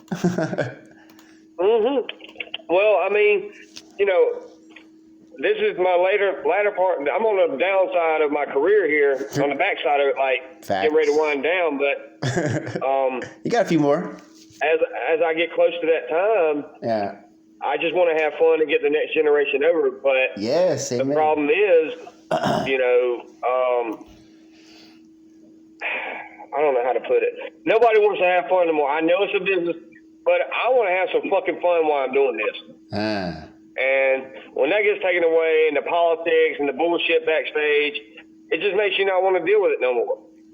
Yeah, man. And that could be further from the truth because I love professional wrestling and I love the business, but the bullshit's got to stop, man. Can't we just wrestle and have fun and make money?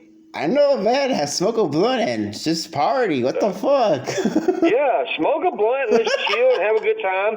Be safe and put on a hell of a show for the fans. Give them something to talk about. You know what I say? I go, it's fucking wrestling. Calm the fuck down. It's not that serious, folks. I mean, it's a work. And like I told you in the interview, I was a hardcore fanatic in 1998, 1999. I said, fuck wrestling. I could do that easily, but I love it. Right, and that's what I tell folks. Even when I retire, you can never fully walk away from this business. Yep. Never.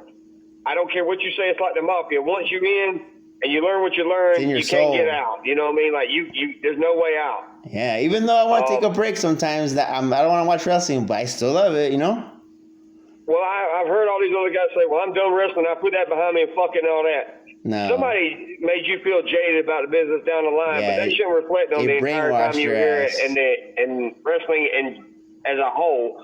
Maybe that one experience was bad, but you shouldn't let that take away from the joy of the experiences and the things you've done like I say, as a whole in wrestling. Yes, sir, man. Ever since XPW came back, I fucking have wrestling as friends, talking to them as you. I met so many cool people. I got 13 shows, ring crew, cameraman. Look at it. I don't care. I don't even get paid, and I fucking love doing this shit. That's exactly. See, and that goes with like when I first started wrestling. You had to learn about paying dues. There was many shows I did, and I didn't get a fucking dime Paycheck for it. zero. But I tore that ring down. I put it back up. Yep. You're learning. I did everything that I had to do. Yep. Dude, XPW. And I still walked away empty-handed. XPW gave me an education in Ring 101, dude. Everything from backstage, not being a fucking mark, being professional, fucking setting up, tearing down, bada bing, bada boom. Well, the one thing that I agree with, ever since SPO, RIP, ever since he passed, is take the fucking picture. You never know when you'll get that opportunity again. Yeah, man. And you need to take that picture and make them memories, because one day they'll all be just that, a memory. Yes, sir, man. I work so many ring matches in XPW. I go, oh man, I should have took a picture with Necro. I should have took a picture with and I just didn't because I was being professional too much, you know. I tell you what, I mean, when I was met Necro at Carnage Cup, I have to get my picture with him. I mean, he's a fucking legend. Hell yeah. You know, I was not going to pass that opportunity up. Yeah, I love Necro, man. He's the best. That's why I tell guys, don't feel like you're a fucking mark. So what? We're all marks in this business, but at the same time, just don't if you get an opportunity like that, man, take the fucking picture. Yeah, just don't go ultra mark, you know. No, yeah, don't be like, oh man, I remember when you did this and this and this, and that was so cool, blah blah blah. Yeah, make it quick. Be cool about it. Just like, hey, remember that match you did with such and such and such? Or like when I met Necro, I talked to him about him and Samoa Joe, and he says, you know, that's probably one of the stiffest matches besides brain damage he had. Right. You know, just you got be subtle. Just be in the moment. Don't be over much. Be in the moment. Fuck yeah, dude. All right, dude. And then after that match, the Carnage Cup, you did Southern Outlaws, right?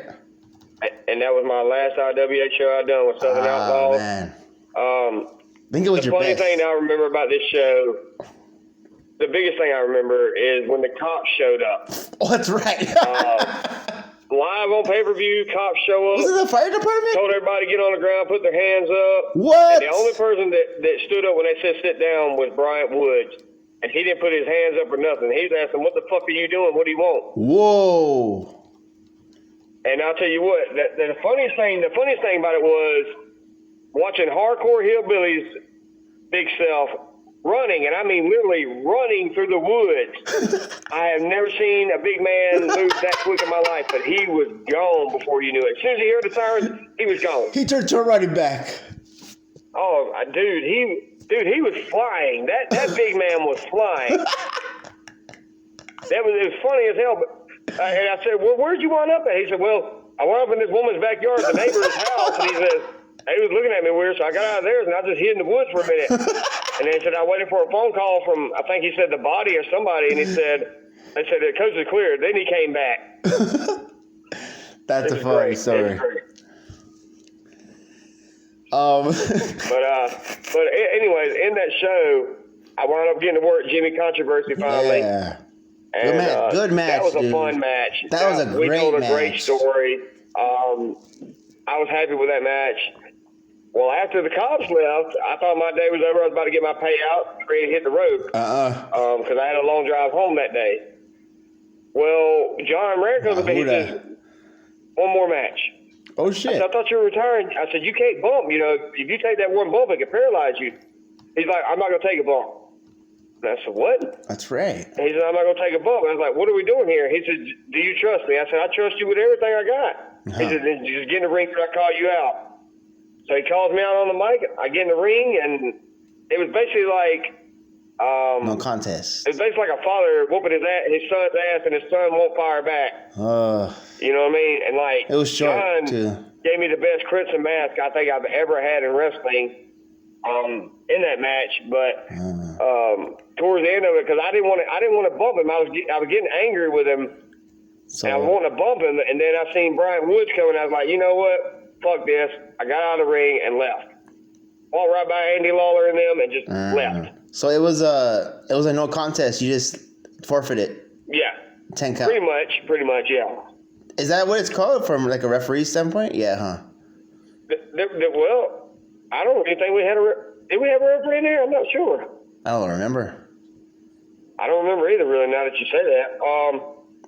But how does that work, was the though? last show I did with Deep South, man, and and I'm saddened by that. I was going to be in Carnage Cup 14, but my mother got sick, and I just wasn't able to leave. And Kevin never reached back out to me since then. Oh, that's kind of fucked up. Well, like I say, that's for the Dark Side of the Ring episode we do. Oh, man. Even with family, huh? But I haven't been back there since, but I'm still wrestling. I did a show last night in Royston, Georgia. I've got some coming up in Atlanta. I'm not going to reveal too much about it, but I'll be in Atlanta next month. I'm doing a death match. You'll probably see me doing a lot more traditional shows until another deathmatch promotion hits me up. July 19th, I have a match in Sylacauga, Alabama, which is kind of in Kevin's backyard. I got a cage match against Jay Blade, actually. So anybody in Sylacauga, you get a chance to check it out, come check it out. So you got some IWA alumni, right, in your matches? I do. I still try to do shows. If I know they're going to be on a show, I try to make it a point to get on there if I can. Hey, man, at least you have that, dude, you know? You could fight your homies. Yeah, and I like I say, I have nothing against anyone on that roster. Right. Anyone at all. I have nothing against them. Just some other things that happened that just really left a bad taste in my mouth. Yeah, dude, that's the business, though, you know? It's not fair. It is, and that's just it. You're not meant to stay somewhere forever. You're just not. It's wrestlers, I mean, I haven't seen many of this stayed at one place and never went anywhere else. I have seen some, but I haven't seen very many of them. Like you said, be in the moment, take a picture, enjoy it, because it may not be here tomorrow. Exactly right. You're exactly right. Fuck. Yeah, dude, because like XPW, I want to mention XPW because that's where I started. Man, I miss all the shows. And I only have memories now. Right. But see, that's something that nobody can take from you. That's right. You know what I mean? Like that's I don't know. That's what I want to look back. If I ever really do, if I do actually fully walk away, I just want to be able to look back and say, man, that was the best time of my life. Fuck yeah, dude. A fucking man, brother. Because, I mean, 15 years this did, I've seen a lot of crazy shit. Fuck. But I've had, for what it's worth, man, I wouldn't change this ride for nothing. Dude, you're 15 years, I'm only 3 years in. Damn. Yeah, I mean, like I told you, man, I ain't got no business doing half the shit I do sometimes, but it's that addiction, like I told you, you can't get away from it. And when you're in a death match, when that blood, and you taste that irony, coppery taste of blood, man, your primal instincts kick in, and it's like you're fighting like the last monkey trying to get on Noah's Ark. You know what I mean? Wow, it's like Jaws with the blood on the fucking beach. It's just something about it, man. It changes a person, man. Wow. I mean, you can ask my wife. I'm one of the most chill, laid back people in the world. Yeah. Don't let much get to me. But when I'm in that ring, I'm a whole different person. For sure. You have to be. Well, I try to not be like I am, but it's just like, you have to be mean. When I get in there and that bell rings, ding, when that first tube or whatever, when you get that first taste of blood, dude, I'm telling you, it's just the primal instincts kick in and you're fighting. It's on. Here's a question. Those are pretty much my questions, but we're gonna go bonus round. Is that cool? All right. Say that again?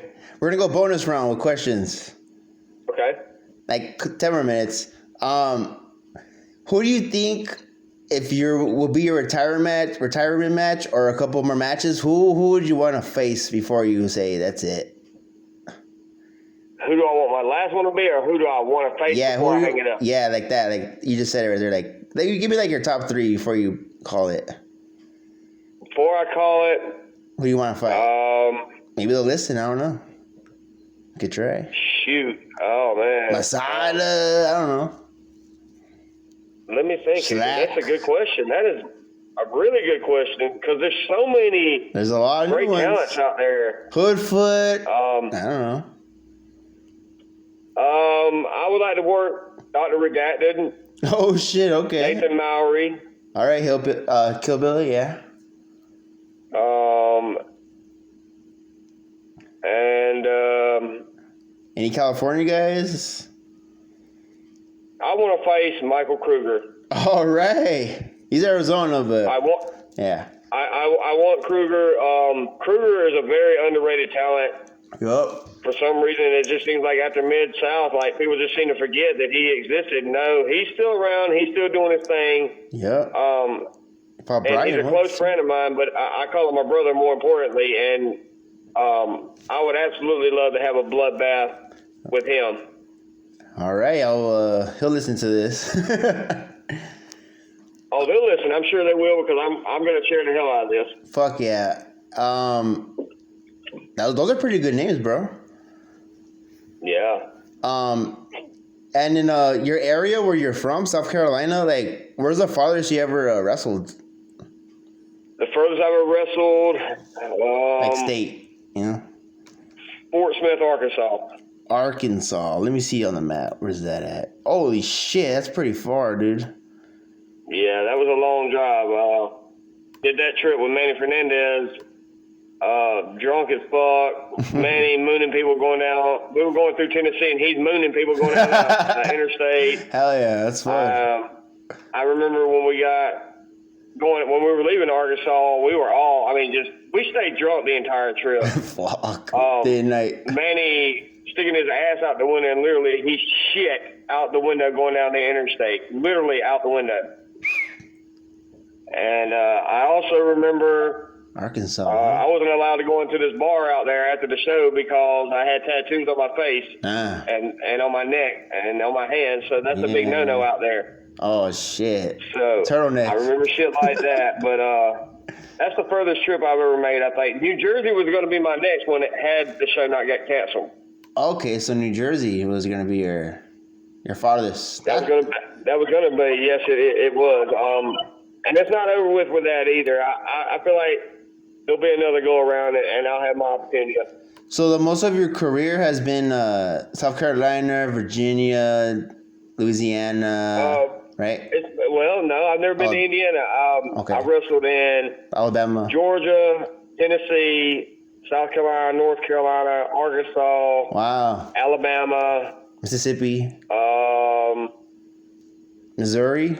Actually, that's it. Okay, really? Yeah. I don't think people realize that unless you're as big as Shellac and them or whatever, which even they have it, but we have shoot jobs, and sometimes you just can't accommodate for that. Or I have a wife and kids that are my number one priority. So sometimes I'm just not able to make it happen. But here lately, my family has been very understanding that this may be my last year, and that I want to live it up, and my wife is in full support of that. So you never know where I may wind up. I might be taking a trip to Wisconsin later this year, and that's all I'm gonna say about that right now. Wisconsin, huh? But I'm still here. I'm not desperate to be relevant, but I want to be known, and I want opportunities like anyone else. So I'm gonna earn them. Yes, sir. And you still got time. You got a few more matches in you. I do. I feel like I do.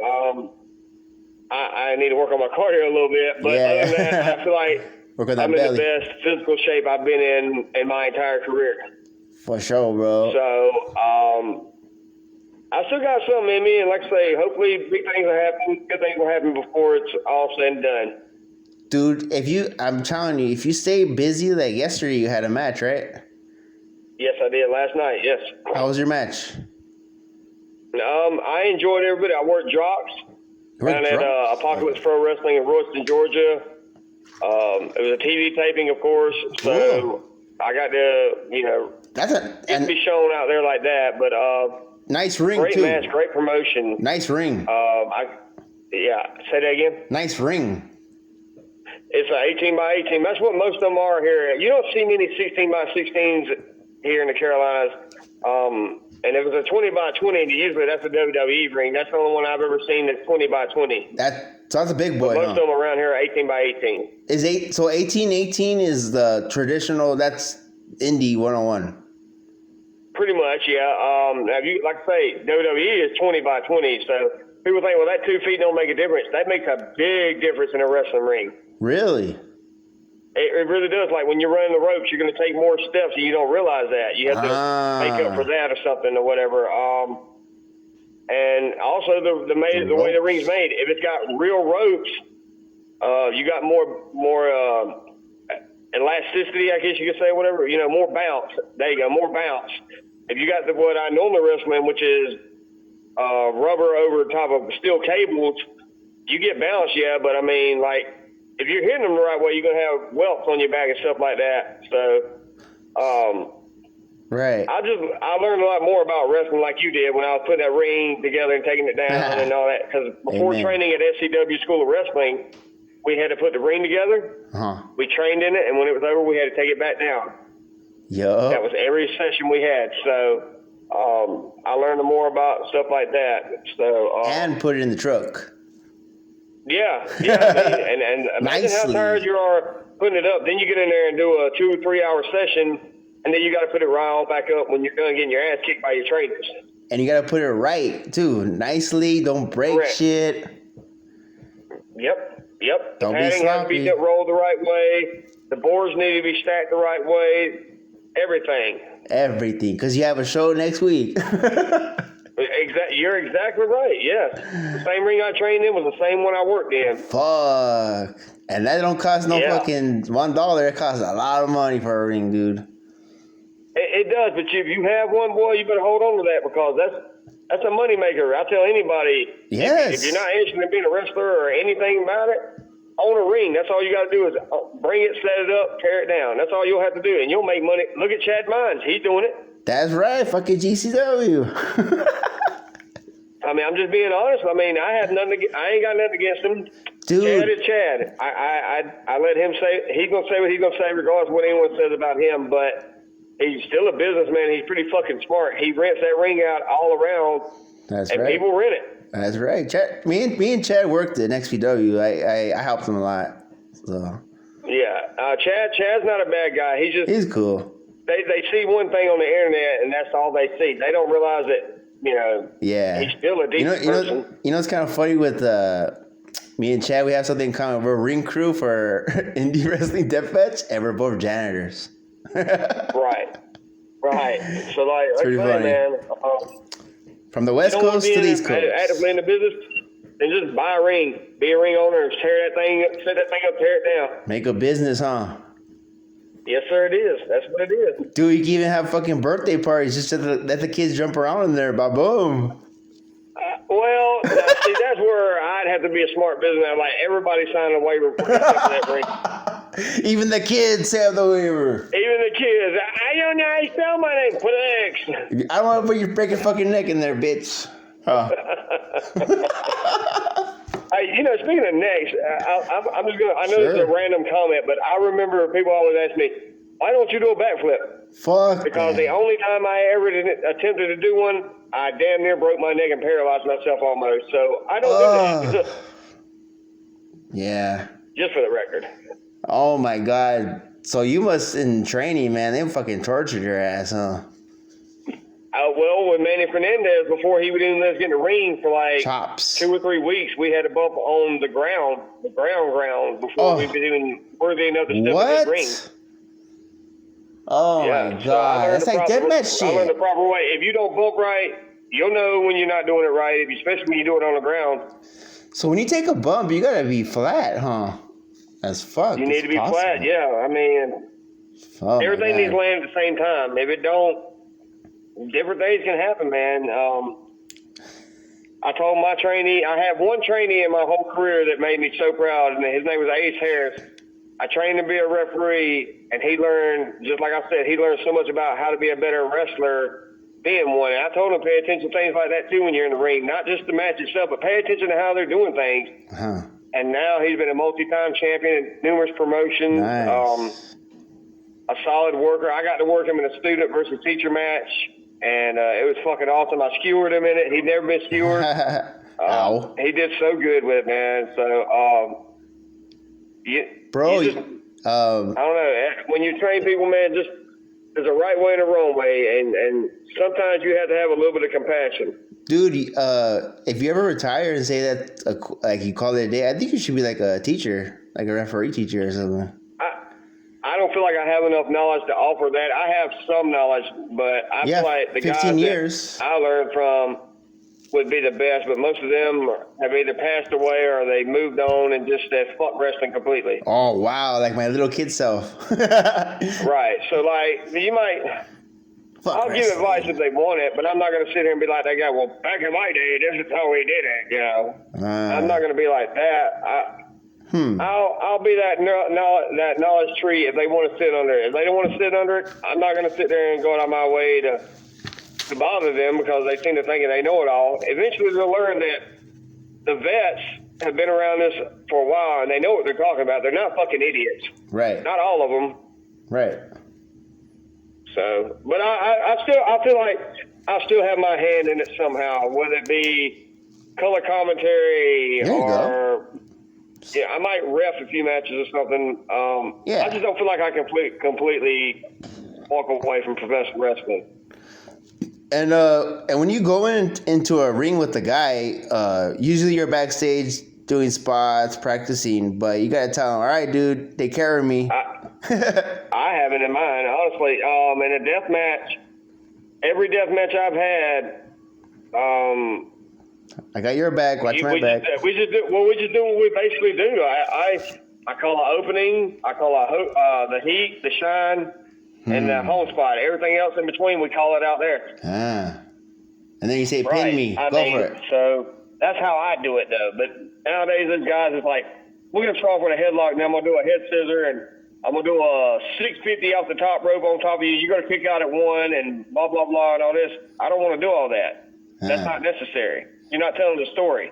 So when you're in there with a guy, especially a new guy, you just have to wing it and trust them and just trust their instinct, too. No, that's where you as a veteran, you need to learn how to take control of the match and show them as they go and help them as they go. Okay. And that's one thing I pride myself on when I'm in that ring.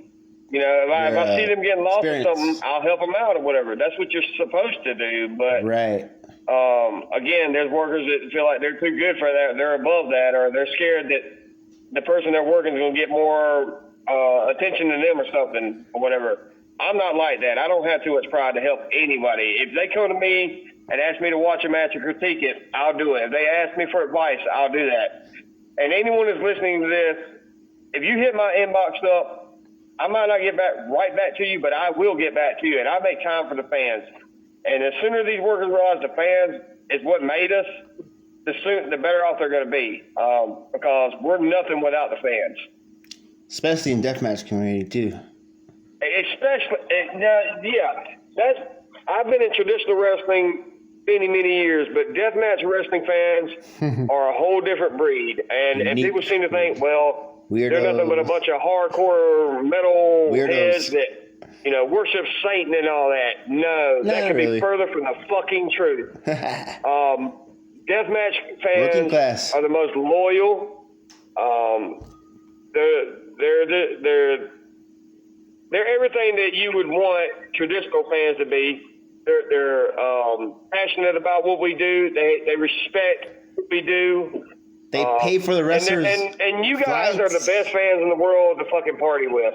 Like, I have never had more fun in my life till I partied with deathmatch wrestling fans.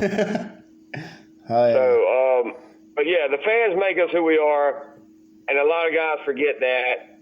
And that's okay if they want to do that, but I will never, ever forget my fans or the people that walked up to me and said, hey, man, that was a good match. I enjoyed it. Hell yeah. I appreciate things like that. Yep, a little compliment goes a long way. It really does. People don't realize that. I mean, that could change your whole outlook on something. An easy high five passing by. Good shit, bro. Come on. Yeah, and I mean, I've had them slap me on the ass afterwards. I'm like, good, like a football coach, good match. I'm like, hey, hey, a slap's a slap. right. I guess I'll take it. I'll take it. I mean, after my match with John Rare, never mind. I better not tell that story. I'm not going to tell that story. Okay. Dark side. We'll go for the dark side episode, part 2. Right. Oh, I cannot wait for that. All right. So North South Carolina, Alabama, and all that stuff. So you never ever went anywhere else, on like Texas, New York, California? I've visited these places, but not to do wrestling. Okay. Again, that goes down to like either my shoot job. I'm just not able to make it happen. Yeah, 40 hours. My family, I have bills that come up, and plus, 40. I need reliable transportation, and you can't afford a rental every freaking time.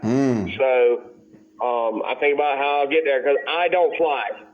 If anybody's listening to this right now, I don't fly. Especially now. That's a big no-no for me. I'll take a bus, I'll take a train, or I'll take my own vehicle, but I will not fly. Especially now with these planes fucking falling down from the sky. Well, I don't think that's a coincidence, but I'm not getting the conspiracy theories. But I've only flown different show. one time in my life, and that was on my honeymoon with my wife. I flew one time in a helicopter for 20 minutes, looking at the mountains with her for our honeymoon. But other than that, I have never flown unless like somebody threw me. Whoa! Yeah, I think you have like a phobia. I don't know if it's a phobia or it's just a feeling of I'm not in control. Nope. Of what's going on 0%. at that time, and I can't really stop it, because when you're in that area, you can't stop it until you're back on the ground. I do have a little bit of a phobia of heights, a little bit, not much, but enough to where I use my common sense. If it don't feel good in my stomach immediately, I'm not doing it. See, you're a unique visual. That's why I love this interview, because I go, you're a deathmatch wrestler. You're like one of the fucking craziest people on earth that do this, but you won't go on an airplane. Well, and a lot of people say, they ask me why I don't like I love airplanes, by the way. pointy things in matches, like needles and shit like that. They say, you got all them tattoos and all that, and you're scared of needles? It's not scared of needles, but that's a different type of pain when you're getting injected, and then when you're actually being tattooed. That's a whole different feeling. The tattoo ones, huh? The tattoo ones are much more relaxing than actually getting skewers stabbed in my fucking skull. The Masada ones, Jesus Christ. Or thumbtacks getting slammed in your head or in your back, you know what I mean? Like, that's just a different type of pain. It's not that it hurts so bad, it's just annoying. It's an annoying, aggravating feeling. Once you get the stuff out of you, it itches when it's healing and stuff like that. It's just aggravating. Yeah. But every deathmatch wrestler, everyone that I've met, they have a list of things they won't do, or there are no-nos or there are deal breakers that they won't do. And then there's a lot of them that don't. But I'm one of them that I know my limitations and what I will and won't do. Yeah. Speaking of traveling, have you ever came to California? I have never been to California. I would love to come to California.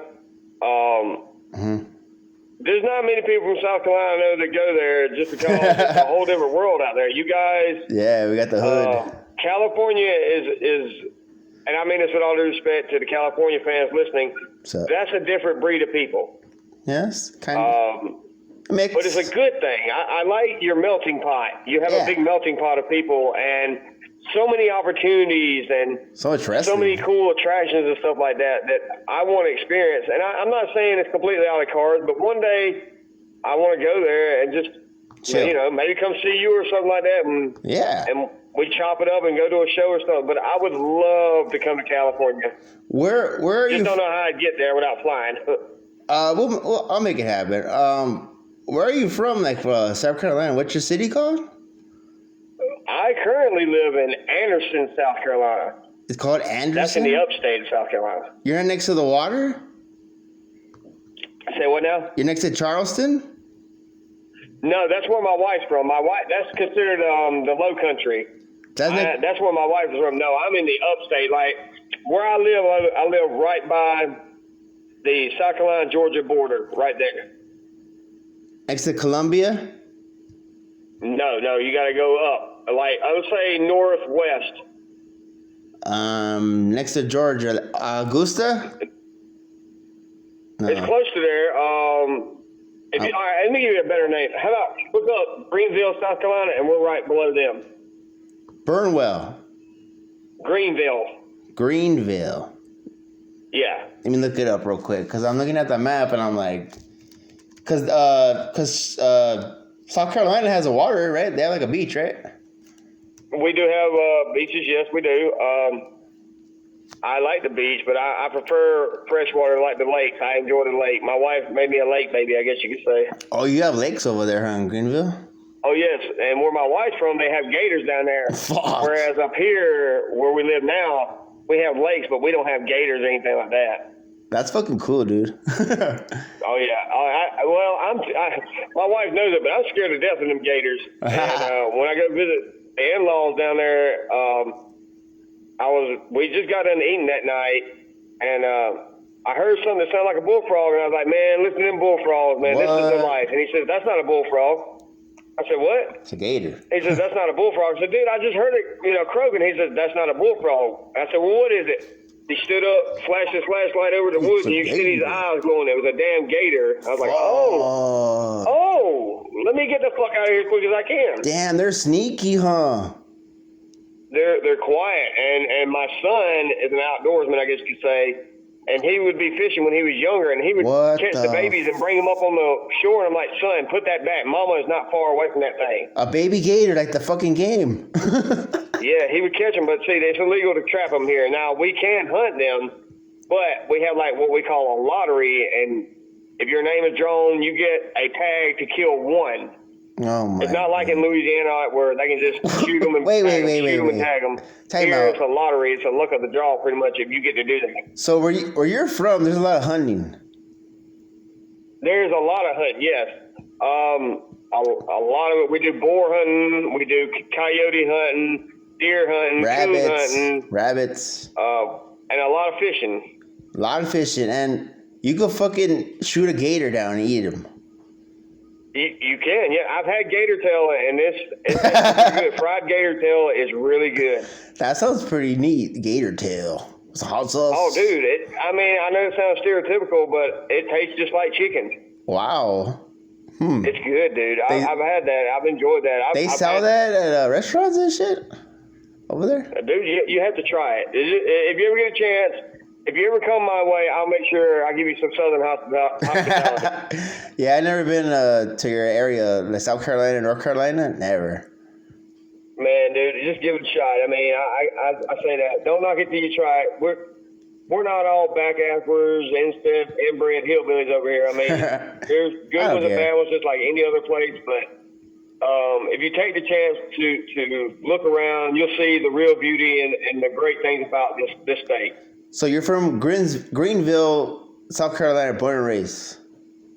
No, I was actually born in Greenwood, and I was raised in Donalds in Abbeville County.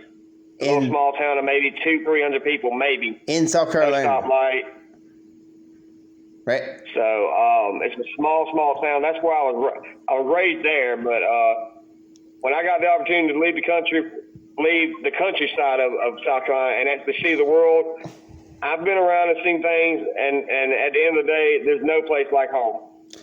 So there's no place like South Carolina. But I know it's back-assers some of the shit they do, but this is home. It's tatted on my chest, and I love it here, and I couldn't realistically see myself ever being anywhere else. For sure, dude. I'm the same, bro. I was born from LA, and I don't think I'll be going anywhere. I've been here 35 years. Oh, dude. LA, seen a lot of shit. My dad actually had been there, and he told me it's just an exciting town to be in, Yeah. And I think that's one of the reasons why I want to go try to check it out, too. Yeah, you have to. We have beach, we have a snow, Big Bear, we have fucking the stars of fame, the actors, all that shit right here.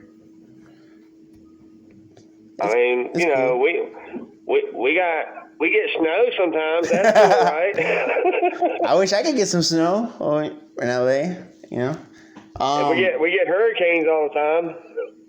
Greenville looks pretty nice. They have like it's like a small community, huh? Like, they have a city or not? It's a city. It's actually growing.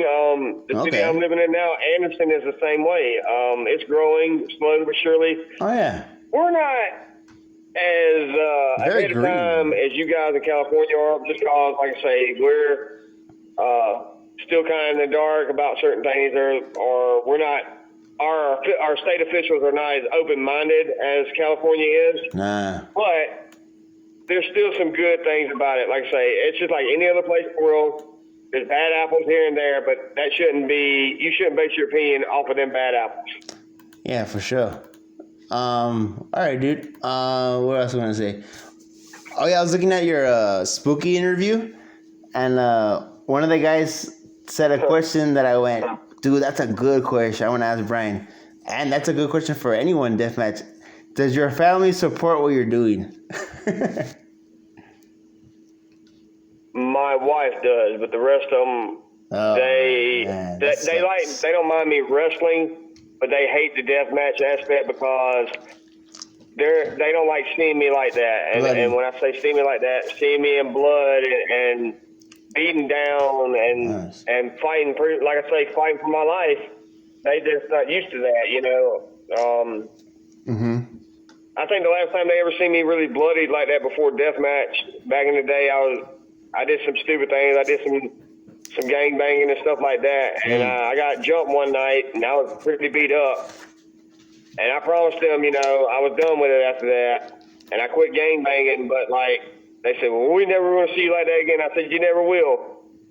Well, how wrong I was that the opportunity to come up to do deathmatch, and seen it again, and my kids hate it. My wife, she doesn't like it, but she very much supports it because she knows it's my passion. It's what I love. I love wrestling. And me personally, I'll never be done with it. I guess I could say I can never be done with it because wrestling saved my life when I had nothing else. I had wrestling. Yeah, it's always a good thing to come back and enjoy your roots. Right. You're exactly right. And but a lot of my friends and coworkers, they think I'm insane when they see some of the deathmatch videos, but they also find it pretty intriguing and neat. And slowly but surely, they're coming around to checking it out and supporting it more. But there's a lot of things that they just ain't gonna watch unless it's me. And I'm like, there's so many more better athletes in this genre than me, but they support me strictly because, like I say, deathmatch is like got a black eye over here in South Carolina and around this area. Yeah, dude. I still say I think you're in my like 100 top deathmatch active guys. So I still say thank you for doing this interview. I appreciate it. You know. Man, no, thank you for having me, man. I enjoyed every bit of it. Like I say, I look forward to doing a little shoot style, you know, whenever we get a chance to do, like you said, a dark side of the ring one. I got a feeling there's going to be some ruffled feathers, but we might really say that before when I'm getting close to being done in my career. And I got a feeling I'll have a lot of enemies after that one. Oh yeah, me too as well, brother. But while we're here, I'm going to say this. Yeah. Fuck Danny DeMonto. Woo. Regardless of what the achievements he's done in this business, he's done some achievements. Yeah, he's done a lot of good for the wrestling. Yeah. And a lot of good for the guys. Somewhat. I respect his roster, but I have no respect for Danny DeMonto. And if you listen to this, Danny, you know why. I'm not trying to get no free clout off of you, nothing like that. But you were very disrespectful. So, like I said in that promo I did at Southern Outlaws, fuck you, Danny. For sure, bro. Well, that includes the interview. I pretty much say, well, that was last words. But any last words for your fans and any to get in touch with you and all that stuff. All right. So my socials, you can look up. Let's see. It'll be Brian White on Facebook, which I'll share with I'll share with you to share on your page. I'm on Instagram, TikTok, YouTube. Look up Brian Cummings. A lot of just about all my matches are on there. Almost all of them. See, and to the fans, thank you so much for making me who I am. Thank you for your so unwavering support. Thank you to my wife. Of course, when you listen to this, thank you, baby. Sherry, you're awesome. You're a godsend. I love you. John Rare, if you listen to this, thank you for everything you have ever done for me. And I'm gonna leave you with these words. It ain't over till it's over. Do you have any merch links? Merchandise? I'm working on some new merch. Vinny over at UK Creations knows a lot of my stuff. I'm waiting on the website to come back up, so I can't give you no links to that right now, guys. But as soon as I do, I will make sure it's out there on all my socials and everything. I need to try to get someone like, I don't know, well, let's see. T-shirt. Deathmatch Outlaws still doing? Not Outlaws, I'm sorry. Deathmatch. That merchandise. I can't think of any really. Worldwide. Deathmatch Worldwide. Yeah. Right? No, they're gone. That's another thing that happened. They just went MIA. The guy.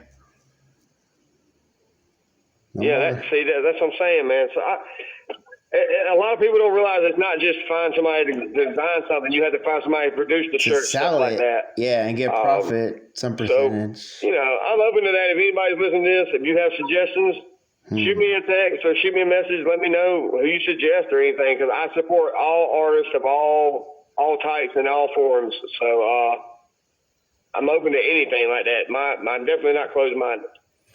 For sure. So upcoming merch soon, probably.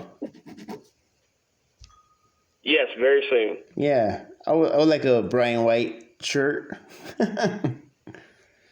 I'll make sure you definitely know about that. Hell yeah, ship that shit. And also you're on TitleMatch.com and StreamXPW.com. Is that correct? Correct. TitleMatchWrestling.com and StreamXPW. My matches are on there. Let's see. I think that's pretty much all the socials I have right now. I did have a Cameo, but I quit doing that just because that's a dead end. Unless you're really, really famous. And do you have a? I quit doing that. Right. Do you have copies of your, like, a DVD copies of your IWA stuff? I don't actually, because to be honest with you, most people stream stuff now, so I haven't really purchased any of it. Okay. If there is some out there, which I'm sure there's hard copies somewhere. Yeah, there is some Carnage Cup hard copies left. If you contact Deep South, they'll let you know. The Carnage Cup I was in, they have that on video. The other ones I'm not sure about. Can you buy that IWA shirt that you're on it, or they don't have that shirt no more? Oh, the Southern Out. Oh, yeah, you can still buy those. Kevin. On his website, probably. He has a link. If you go to IWA Deep South page, they have a link to all their merch and stuff like that.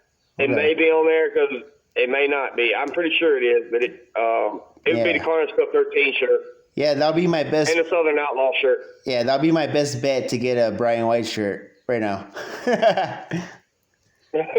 You know what I mean? Yeah, go out and support, please. Buy the merch. I'll fucking buy the merch, damn it. And I appreciate the support, man. Like I say, and I appreciate you having me on here. Hell yeah. I look forward to doing it again. It's been a blast, man. For sure. And speaking of that Carnage Cup you did with Chewy and I think Lil Sicko and John Ray, right? That's what we talked about? Yes, sir. Yes, sir. My homie does the DVDs for XPW, and I'll try to ship you a copy of that. Okay? That would be amazing, dude, because I would love to have that and put it. I've got a little memory wall of things I'm keeping right now from my career, and that would be awesome to put that up there. I'm surprised you don't even have it. Like, what the fuck? You're on it. Well, you know, a lot of guys. That was like 2 years ago. Like, we don't watch our own stuff just because we're our own worst enemy and our own worst critic, so we don't really watch our own matches. Bro, you just brought the last question. I thought the fucking interview was over. No, it's not. So when you're a wrestler, okay, and you do a deathmatch show, You're wounding yourself, and you're going to the hotel, and you're sleeping, and that's it, huh? You don't go back and forth and go, let me see the match. Is that correct? I'll watch it one time after I have it, and then I'll never watch it again. Is it the next day, or is it a week, or? It depends on how I feel personally about the match when it's over with. If I felt like it was a good one, I'll be like, man, I got to see that when we get to the room. But if it's one that I feel like I was fucking up a lot or I blew a lot of spots or something, I'll check it out when I check it out. Wow, so you guys have mental battles during your matches, huh? You do. Like I say, we are our own worst critics. Enemies, yep. And we're the hardest on ourselves. Yeah. So I feel like if I went back and watched some of my matches, I could see the evolution of how I progressed, but I would also probably just why the fuck did I do that? And right. I'm not going to sit here and dwell on what I could have done in the past. I'm going to focus on now and what I can do for my future. Yeah, dude. Recently I recorded a 6-man death match with Crimson with Neil Diamond Cutter and Carnage and Casanova, and the match was going good, right? But I love Carnage. Yeah, they fucking botched the ending with the fire spot, and Casanova was just saying sorry to Carnage, sorry about that. I'm like, no. It happens. The goal is to get each other over, but when you feel like you blew a spot, you feel like you let your dance partner down. You just ruined the whole match. And me personally, I take that personal. Especially the ending, right?